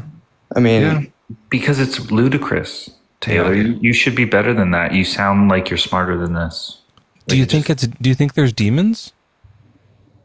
Yeah, I do. Okay. So God is trying hard to stop these tsunamis, but the demons are too strong for him. I don't think so. The love is too important for him. I think for us, I think love is the most crucial thing for God, that he wants us to be able to. Okay, so what? Oh like my God. creating an Adam and Eve, right? Yeah. So, what's your dog's name? I'll show you. There's my dog, Zena.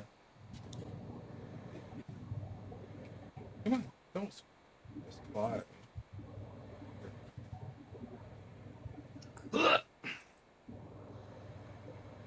Okay. So, what was your favorite TV show when you were a kid? What'd you grow up on? My favorite TV show growing up as a kid, I don't know. I liked Cartoon Network a lot. So SpongeBob. Oh, Cartoon Network. Pick any of those. Oh man, I haven't watched those in a while. And by the way, I might butcher some things. I'm not. I very rarely go on anything. This is the first time I've ever gone on a TikTok and debated anyone about this. And so, oh no, yeah. I mean, you butchered it, but that's okay. Like, I'm not the standard for any apologetic beliefs in my viewpoint or anything like that. But it is something I definitely think about on a daily basis. It's a common thing that we hear, this thing of free will. But I'll just do Bluey one more time, and then I'm going to show you my free will diagram, and then we're going to move on to someone else. But in the show Bluey, there's all these cute puppies, and they struggle. Right. They have stuff to deal with, and they learn from it, and they grow from it. And when they miss their dad who goes away, and he comes back, they feel more connected. That love grows. So right, that's kind of what you're talking about. That like, in order to know that the love is that good, you have to lose it for a little bit and then experience it again. You need to like have both options so that when he comes back, you know that the dad chose the kids, right? Instead of just like, I'm stuck here with these fucking kids or something like that, Right. But as I've said, there's not an episode in the show Bluey anywhere where Bingo gets molested by their priest. There's no episode where the grandma gets Parkinson's and falls on her hip when no one else is home and just like bleeds out.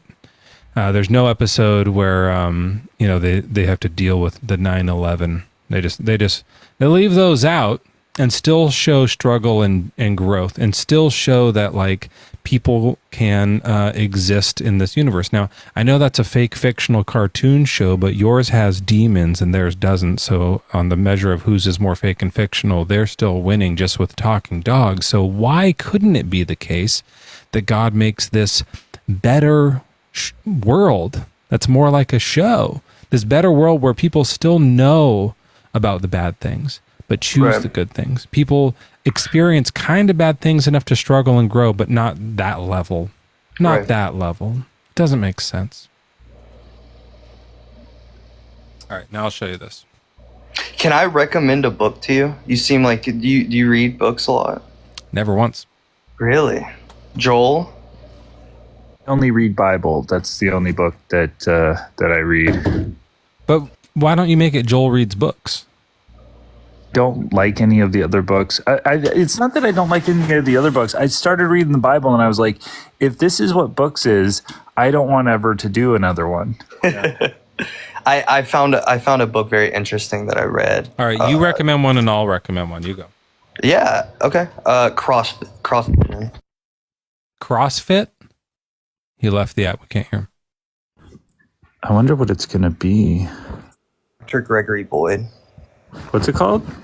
Cross Vision. Dr. Gregory. Have you ever met a Dr. Gregory who wasn't a Christian apologist. That's such an apology. It just sounds like Dr. Gregory. Someone does doctor with their first name, they're like some sort of quack. No offense to Dr. Blitz. Okay, I'm just doing a quick drawing here. Yeah.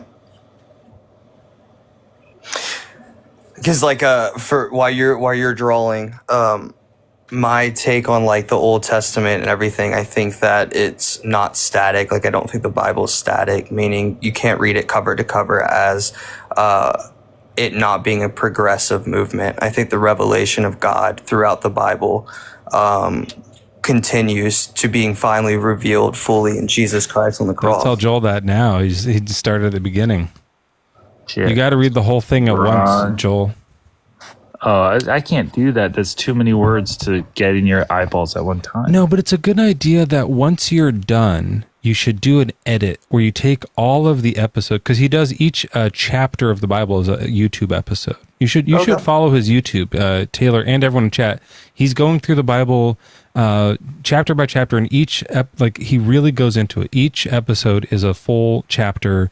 He adds commentary, and it's fun. He has a good time with it. It's a good show, but also he goes through it. He really reads every word of it. Okay, so that's cool. That's enough Joel plugs for now. I was saying you should do an edit once you're done where you like play all of them at once for people who think you need to like how many chapters is that? That's hundreds, like 3,000 whatever, videos at once, and be like, this is for people who need context. Kill me dead babies, kill me dead babies. Just a lot of that. Oh, one thing I do want to add to the whole suffering is God doesn't, like, for the sake of love, doesn't take away suffering for the consent. Go with my argument, right? But he is, through Christ, God in flesh, God incarnate, comes and co-suffers with us. And so I think that's a very beautiful thing, right? God is willing to enter into but Jesus didn't get graped. He was crucified, right? Like he is willing to enter into the broken picture and walk through the broken ask picture. any woman who's been graped and see if they would have preferred to be crucified, and they'll pick it up. I don't doubt it. Yeah. Right. And that's not being insensitive to that. No. I'm being hypersensitive to it because that could be shown as a terrible thing. But here's what I want to show you about free will. Okay, you think you got free will, right? Think again. All right, let's do it. Right here we have a person. Can you see that? And person has two choices. They can go with 1 or 2. Let's say it's like, it could be apples or oranges. It could be murder someone or don't murder someone. Right. Like whatever. These are just like 2 choices. Yep. Do you want to pick one for fun? It doesn't really matter. You pick one. All right. I pick 1. Okay. You're picking one of them, or are you picking one? I chose option 1, the blue one. And I did that with my free will. I could have done anything. Nothing was helping me decide. It wasn't even random. That's what I wanted to do in this universe. But now I'm going to introduce you to universe number 2.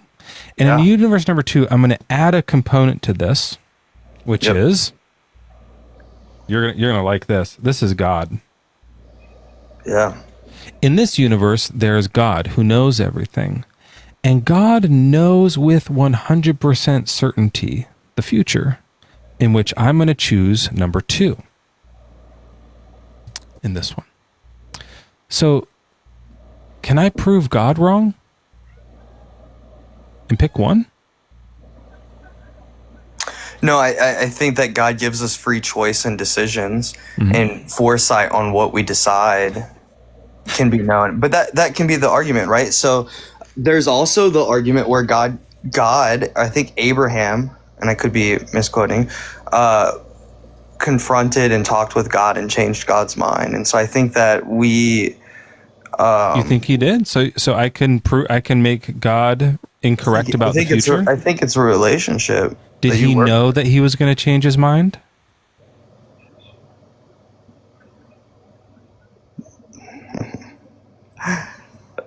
We're dealing with the concept of omniscience, of being all-knowing, right? So when we say he's all-knowing, what does that mean? I think there are things that it sounded like for a second like you were talking to the chat, and I love this idea. Like maybe do this for the next one, where instead of talking to the guest, like just like it's a golf show, and be like, and right now they're dealing with the issue of omniscience. Like just throw. That's what I thought you were doing at first, Yeah. And I loved it. I'll send you something in Discord. Oh, okay. All right now, but like later, I'll That's like relate that? to this, but I won't yet. Okay. Thank you. That sounds fun. Yeah. Joshua. Yeah. And that's a bogey for the debate. Joshua, I fucking love your comments throughout. Like, I always like, I've never seen a Joshua comment I just didn't love. They're so enjoyable. Okay. So if I can prove God wrong, I have free will. That's great. I can pick whatever I want. But if God knows with 100% omniscient certainty, I'm going to pick 2. Can I pick 1? Well, he didn't make you pick anything. I'm not saying he did. Okay, so then there's still free will and a choice. Absolutely. So can I pick 1? Sure. If you but have he knew decision. the future, so he'd be wrong. So if I But pick that 1, he's that not doesn't- omniscient. That doesn't. That's great. No, this is good. If I pick 1, it means God's not omniscient. He doesn't know everything. He's surprised. Right? I think that God can know something and you still have free will. I agree. I'm not negating free will yet. We're not there yet. He knows I'm going to freely choose 2. Can I choose 1? Or do I freely choose 2? If he knows you're already going to freely choose 2, then you chose 2. Yeah. Because he He knew knows that in the you future. chose- Right. That he knew you would choose I can't suddenly go, nah, I freely choose 1. He's gonna be like, what the fuck? That's not what I thought was gonna happen. That can't happen, right? This line doesn't exist. Okay. Now, what I want you to do, and obviously you could add a million different lines in different directions and choose all kinds of different things. But if God knows the choice that it's going to end up being, in the omniscient universe, there is only one line. But I want to do one more thing. I'm going to erase the 2 on the top. And let's just do, so this is a different scenario now, but this drawing still applies. God is chilling at the beginning of time. There's no universe. There's no nothing. Just God and his God-ass godliness. And he's thinking, my, oh my, I should make myself a universe. That'd be so cool. There'll be planets, galaxies, nebulae, and some folks over there on one of the bluer planets. And I could make it any way I want. In fact, since I'm omniscient, I know all possible futures of every possible universe that could ever exist. And in one of them, it's exactly like this universe we're seeing right here, except for like Abraham Lincoln during a speech, he was like 77 dingleberries, poo-poo pants, and then he like ran off, and then we just like we're like, oh, that was weird that he had that weird thing, but everything else was the same. That could be one of the universes. It wasn't. We're in this one over here. That's great. Thank goodness, because that'd be weird. But when looking at the future of every possible universe, and this is important, he thinks to himself, because he's all that there is, which one he wants to make. He can see all possible ones, and he knows that when he starts the universe, it will be one of them. And one of them is the exact same in every way, except I chose blue. And in one of them is the exact same in every way, except I chose red. Right? And then at the beginning of time, he made this one. He made this universe. He chose the universe where everything was the same except this one alternative. Right. Who chose? Feels like I did, but really, secretly, at the beginning of time, God pre-picked. That's why free will is weird. Now, if there's not a God, maybe there's free will. It's like kind of hard to really determine. It's hard to That was a bit of a pun. It's hard to figure it out. I think like maybe compatibilism is probably true. It usually is some middle ground. But in the existence of an omniscient being forming the universe, it doesn't come down to you. It's not your call. And it feels like you choose, but just the fact is, when something is omniscient, and I'm so sorry about this, it just means that, God isn't real because you don't have free will, and then there's no excuse for suffering, and then suffering negates the all good God, so it kind of falls apart in the story. Anyway, something to think about. It's a lot to think about. Yeah, I love thinking about this. I ponder it a lot. I sit and think and read and, dare I say to you, pray about it. Do you, and I know Joel had a headache earlier and the guy wouldn't pray for him. How's your headache, Joel? How is your headache, Joel? Still bad. I took a couple of Tylenol to see if they could encourage the Advil to. Tylenol never works for me. Yeah, that's why I never take it. But then I couldn't take any more Advil because I had taken too much. So it's just not working tonight. I think what I'm going to do is I'm going to go and try to sleep. That's a good idea. I don't expect you to, Joel, but have you prayed? I have not prayed. Okay. Just thought I'd throw it out there. That may be why I'm still suffering. Yeah. Anyways, Taylor, if you want to pray for him, make sure you get consent first. I don't think he doesn't. Some people don't like that. No, seriously, there are some people, if you say I'm praying for you, are going to tell you to fuck right off because I know. It is a thing because if there's a weird thing that happens when you leave. Okay, this happened to me with cigarettes, meat, and God. Oh, that's a good band name. Cigarettes, meat, and okay, I'll type that one in later. With like smoking, like I didn't smoke like a ton, like I wasn't like a full blown smoke head. What are they called? I don't know.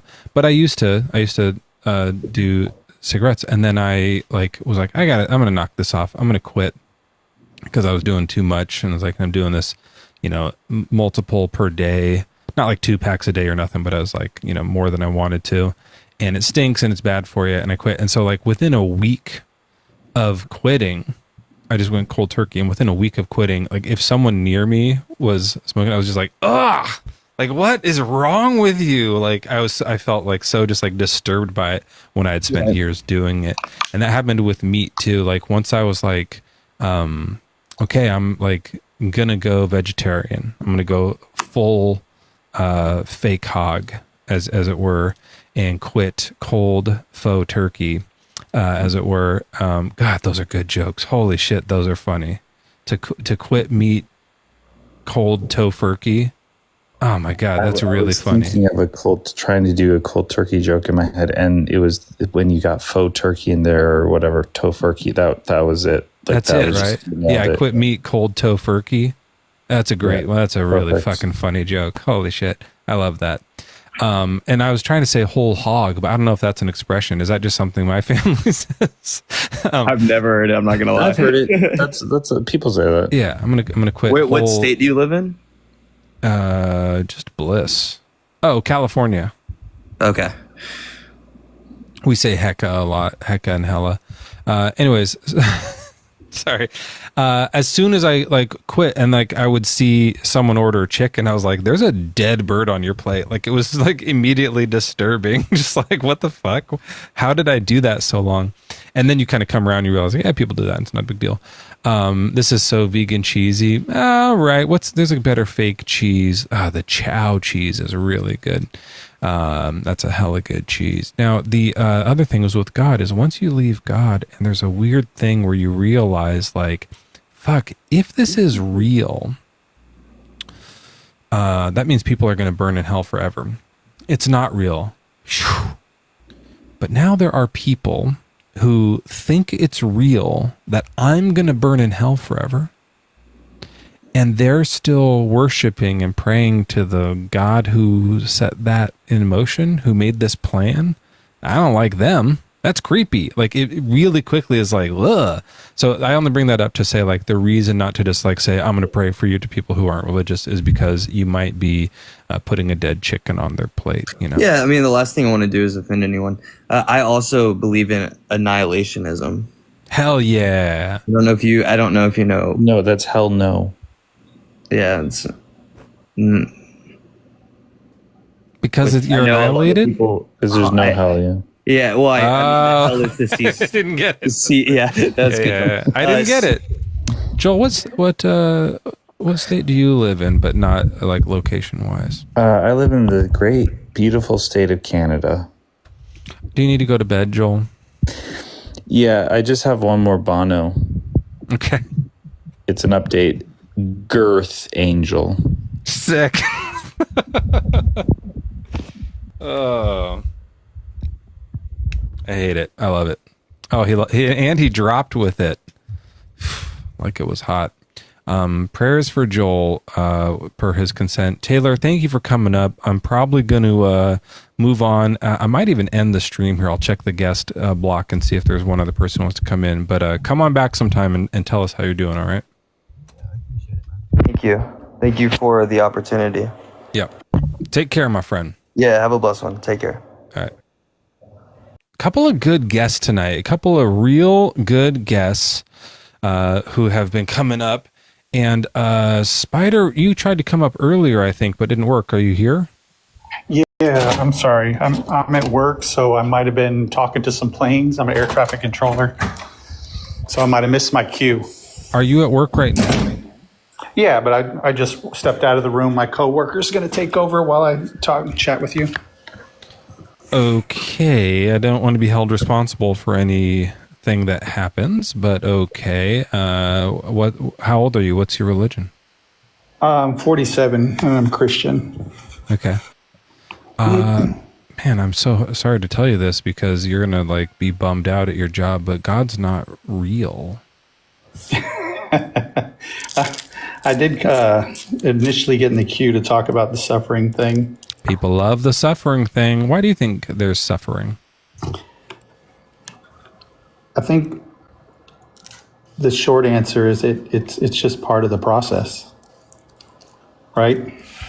And I know I've seen in the chat where people are like bashing their head on the free will thing, but I mean, I'll just ask you the question: what things would you do? What things would you turn over to God's control to prevent the suffering? What things in your own life? Oh, if I could trade in my free will to have there not be suffering, I'd do it in a fucking heartbeat. Absolutely.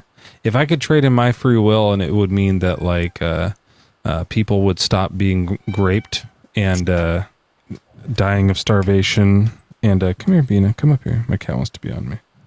You don't know where you want to be.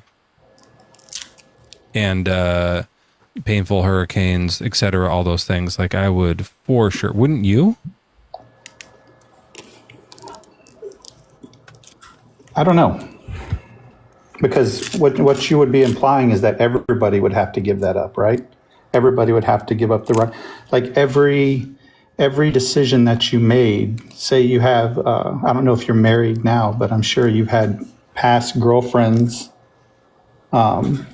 relationships, girlfriends. Do I look like a floozy to you? No, but I would just imagine. Yeah, I'm married. I'm imagine you've had girlfriends before, but in that, don't imagine all of it. Like in those breakups, somebody is going to suffer. Somebody's going to feel pain. So you would be advocating for God, like say you were the breakup, and because of you breaking up with her, she suffered because of that.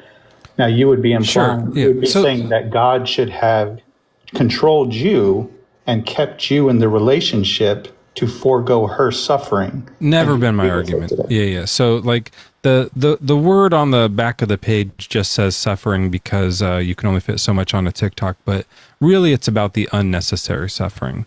There's some stuff that like we go through as we're alive, and I get that. And like in the long run, maybe it helps you out. But the gratuitous, like amount of bad shit like Harlequin babies is why I use that as an example, because that only is bad. There's no one that's like, at least there's Harlequin babies. They're babies who are born with a genetic issue, and in which their skin is so hard, they look inside out. Like their eyes look inside out when they're born. Their immune system is fucked. They usually live 1 to 2 years, and then they die. And the whole time they're in pain. So they live a short, painful life. And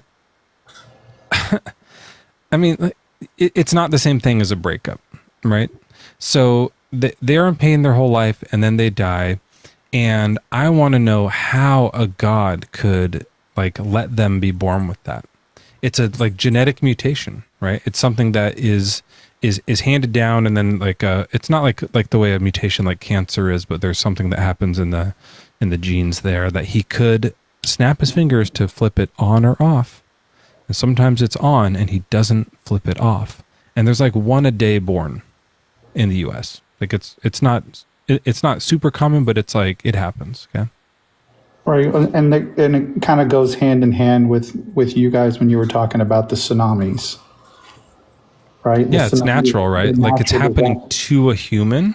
The thing about that, this is why it's different, is because it's so targeted. It's like, you fucking get it.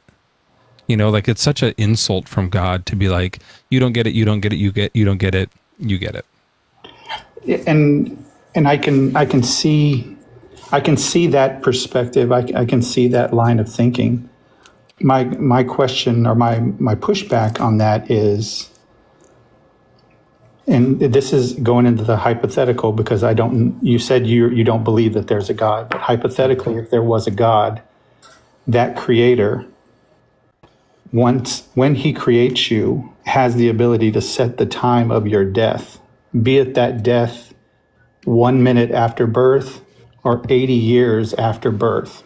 But he has the ability and the authority to set your time and death, everyone's time and death. Sure. And ability for sure. The ability or the way in which that death happens. Why does he have the authority to do that? Huh? Why does he have the authority to do that if we're free will agents?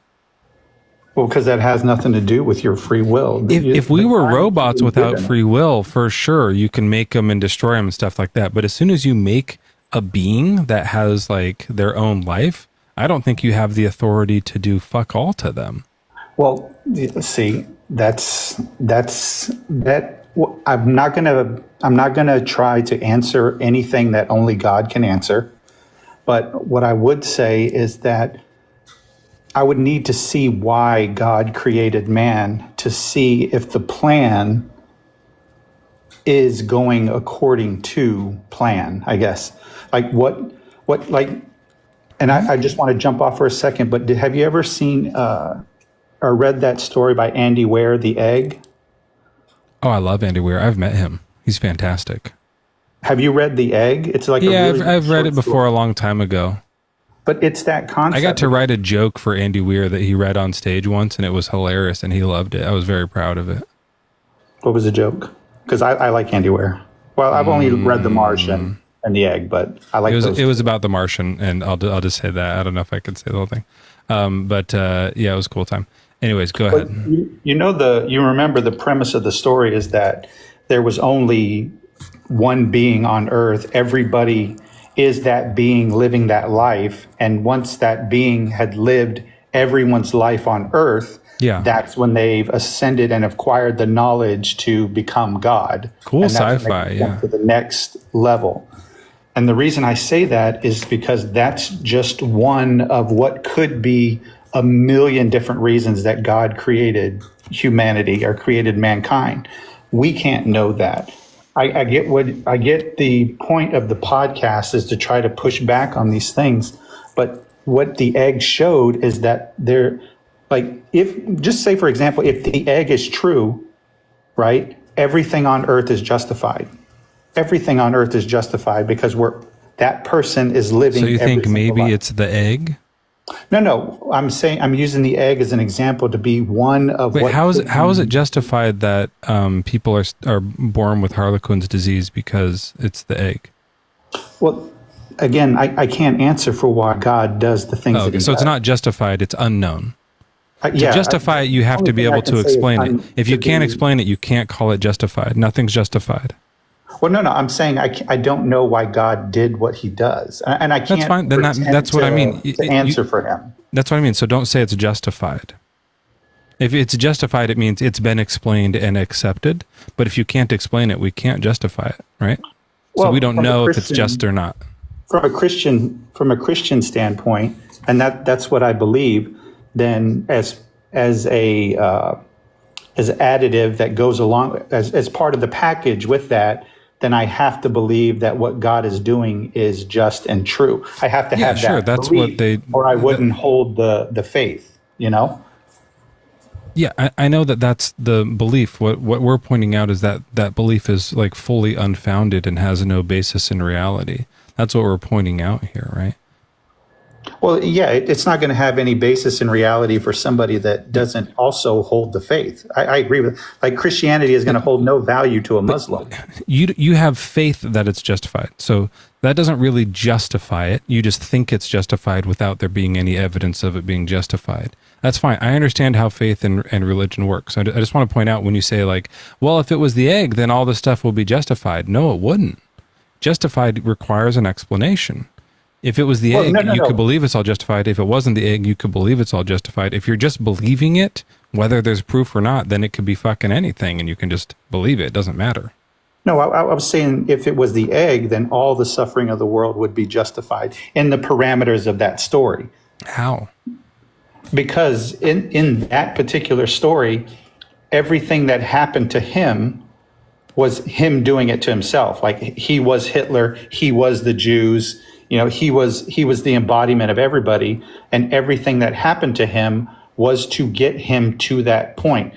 And that's a bad way of saying, like, the ends justify the means. But so because I don't know what he's God in that one, it's not really a person. In Andy Ware's story? Yeah. Yeah, he was. It was basically two beings. The story right. starts So he's out not with omniscient, God. right? He's not omniscient. No, not at that point. No. Yeah. So that's a little different. He's like living if you don't, through the if you lives. don't, totally. If you don't know what's happening and you're not in control to stop all the things, then you're not. Like, I don't say it's justified, but you're not like responsible for what happened. That's different. With God, the story is in this, like, that's Andy Weir's egg. In the Bible story, this other egg, it says that God knows everything and is in control of everything. Yeah, the egg story might be real. That's neat. If the Bible's real, it's not neat. It's bad. There's an evil God in charge, right? Like that, then it doesn't make sense, right?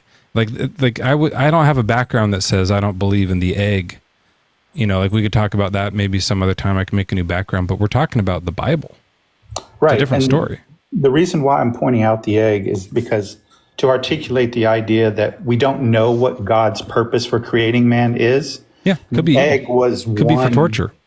Well, could be. Yeah, but it could be for something else. Well, that would answer the stuff, right? Like, if it was to have a bad time, then that would answer the stuff about, like, the suffering for sure. If it was like because then they experience suffering and then we feel bad to watch them experience suffering too. So, like, that actually equates for it. But then it doesn't really make sense that there's sunsets and butterflies.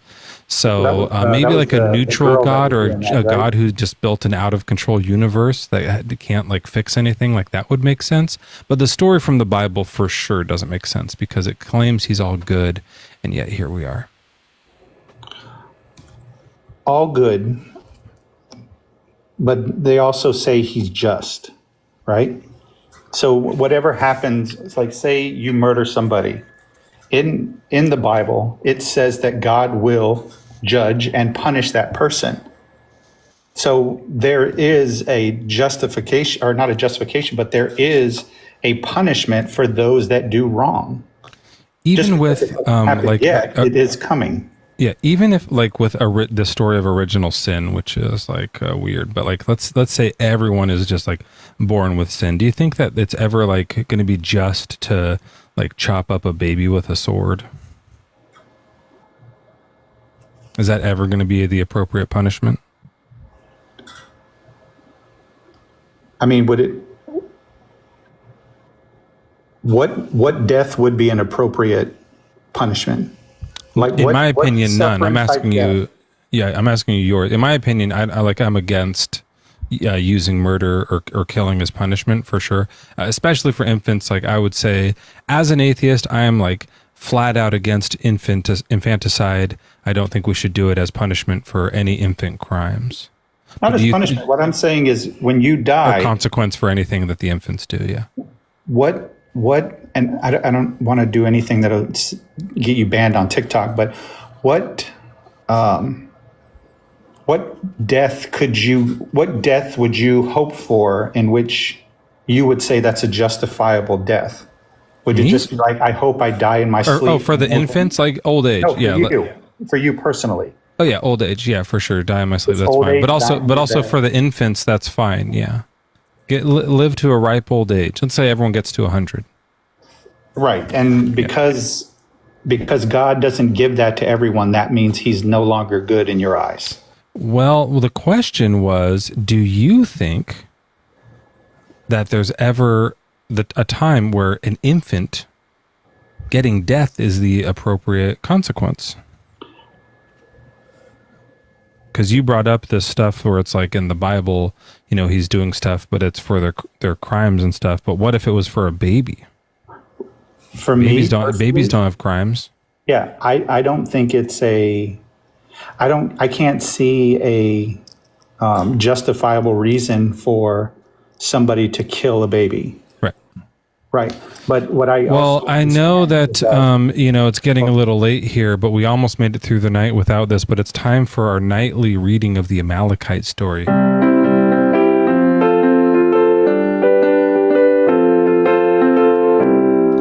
Are you familiar with the Amalekite story? I know there's a ton of stuff in the Old Testament that we look down upon. Let's read it. Yeah. In 1 Samuel 15, we have this story where Samuel is talking to Saul, and he's letting Saul know that the God, your God, has chosen the next king, and it's Saul. He's like, it's you. You've been anointed as king. The Lord sent me to anoint you king over his people Israel. Now listen to these words, and he's going to give him the first duty as like, now that he hasn't quite become king yet, but he's like, now that you've been chosen as king, here's what the Lord of hosts says. And so here's what the Lord says. I will punish the Amalekites. Now you said it wasn't a punishment, but in this case, the word is punish the Amalekites for what they did in opposing the Israelites when they came up out of Egypt. Egypt. Now go and attack Amalek and utterly destroy all that they have. Do not spare them.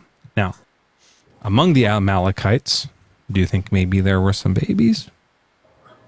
Yes. Yeah. Should they spare them? No. Now kill both man and woman, child and infant, ox and sheep, camel and donkey. So God agrees with you on this one, that the proper thing to do is to chop the children. Send the soldiers to chop the children and the infants in half. Now, I disagree with this. Obviously, like I said, I don't think that's the appropriate punishment for a child, for a chopping punishment. But they do. So they go do it. They chop them all up and they kill them, except the king. They leave the king and some of the cows. Yeah. Oh, and then on the next page, they chop the king up. They say, God gets mad. He's like, why didn't you kill everything? I said everything. You left the king alive. So they chop up all the animals and then chop Agag. That's the name of the king. They chop him up into pieces before the Lord. And the Lord was sorry that he had made Saul king over Israel. So the God is saying, like, not only is the punishment for the Amalekite infants to be chopped up before their parents, but also you didn't do it enough. More. This is brutal. And also, of course, I always want to mention that the poor soldiers who had to wipe infant blood off of their swords are going to get PTSD. This is a horrific thing to go through. No one wants to do this. But in this case, now you're saying that this is the just thing to do because it says he's just, right? Okay, so what you've asked me right now is to give a justification why God would do this. Is that correct? I just want you to say that you think it was just. Well, that would be a complicated answer because I don't. So I know why I think. Did God give a good command or a bad command? Well, again, it depends on what the end goal was. So here, let me slaughter of the Amalekites was the. Let me elaborate on this. Obviously, I can't know why God did what God did, and again, I'm not going to pretend to answer for why God made the decisions that He made. No, just tell us with what you think with your faith, like before with the other one. You were saying just with my faith, I think it's right. So what I saw in the Old Testament was God had a plan, and that plan involved the birth of Jesus Christ, and He utilized the Israelites to ensure that path for Jesus Christ was laid open, was able to. So, and I also believe if there is a God and the Bible is true, then there is an adversary that is working also as an adversary to God's plan. So if the Amalekites were sometimes they work together. So what I'm saying is, if this was a Satan's plan to stop the birth of Jesus Christ or interfere with the bloodline so that there is no connection from God or Jesus to David back to Adam so that it was for all man, if that was the plan and God was saying, okay, these people need to go, they're going to hinder the plan if they're let alive. These people have to go. Everybody over here has to go because if that seed is left open, it will rise up again and could potentially stop the plan. If that's the meeting, and I'm not saying that is the meeting, but I'm saying if that's the one that I look at, that I think from what I see, then yeah, if those people were in the path of God's ultimate plan of Jesus Christ, because He was the salvation for everyone. One second, I know it's for Jesus. I get it. Someone's snoring. I have to wrap it up in a little bit here, so I just want to bring up the last guys here. But who's snoring? Is that Brando? Brando, you're snoring. I'm just gonna mute you. These people aren't connecting here. Hold on. And then Nick, you wanted to be next, or you're gonna leave? Dude. Is that what you said? Yeah, my mic is my mic live? Yeah, I can hear you. All right. So he was saying that the reason to slaughter the Amalekite infants was for Jesus. Do you guys agree with him as from your Christian view? Well, look, Mezzo. I receive the greatest ministries on any corner. I don't go to church. Sorry, you broke up right as you started talking. It clipped out and came back. I think he's leaving the app. But Jack, why don't you go ahead because he's having a technical issue. No, right. I'm gone. Okay, all right, I'll hang out. We'll see. Yeah, I can hear you now. It's coming in and out. So, Mezzo, I'll hop over here so you can talk to your other guys. No, you're fine. I wanted to hear what they have to say in response to you, unless you have to get back to work because I don't want any. Oh no, I have some time. Okay. The show's wrapping up, so I'm gonna. There's a little quiet background music I'll put on here, but go ahead and give me your last thoughts, Nick or Brando. Here, I wanted to kind of throw in here and talk about a stranger idea. Well, the question was about the Amalekite infants and if they paved the way for Jesus. So give you a little background. Yeah. I went through 3 abortions and a miscarriage, a late-term miscarriage. Oh, wait, I had a miscarriage too. I mean, not me, but my wife did, yeah. Yeah. So I can understand the suffering and, whether or not it was just. It doesn't make sense though. What we're talking about is doing it with a sword. Doing it with swords, that's a natural thing, but the Amalekites did it with a sword. And if you can talk up a little, they did it with a sword, right? Or I'm trying to mute they Brando. Use a drug that was based on the same gas that was used during the Holocaust, which is used in abortion medications, such as the Plan B pill. So we can talk about all the egregious different Jack, ways do you have a comment on, or is that Jack or Nick? Born. Okay, Nick, do you have a response to that? This is not Leo. This is Jack. Jack, go ahead. So no, I was saying if you wanted to respond to his thing, this is your chance too. Because he's talking about Nick left again. So my connection's bad. So basically, okay, I can hear you now, Nick. Go ahead. What I'm getting at is suffering, right? Why does suffering exist? It's because suffering was introduced into creation by choice. People always want to attribute free will. Can you guys still hear me? Yeah. I'm trying to get the music down. They want to attribute free will. They want to attribute free will to just Brando, are you screaming? Adam and Eve. But they forget that there's another agent in the mix who also made a choice. That is Satan. So when Satan made his choice and made his decisions, he introduced sin into the mechanics. He introduced suffering. He introduced death. All of God's answers were in response to that. The reason to take away the children and slay them is because they were going to be raised into evil people. So they were spared and taken away, though it was terrible, but they were preserved and saved. So that's not a very popular opinion amongst a lot of Christians, and a lot of people don't like hearing that.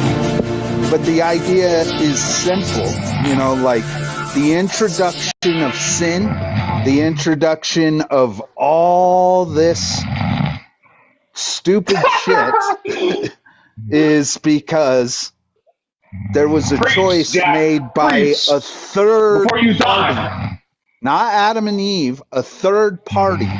Satan introduced all sin, all suffering. Harley Quinn's disease, that comes from Satan.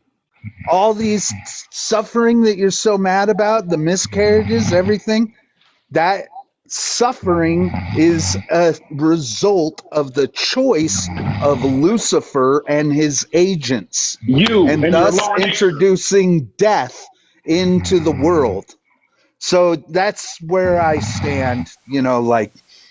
Honestly, I'm really sorry about you losing your child, and I feel for you. It's one of the most terrible experiences in the world. And I can only imagine how God felt when his only begotten son was beaten, destroyed, and hung on a cross. Why was that suffering necessary? And so that's why we have to embrace Christ. We gotta embrace that light. Because the endurance of suffering, the overcoming of the decisions of Satan and sin, that's what we need.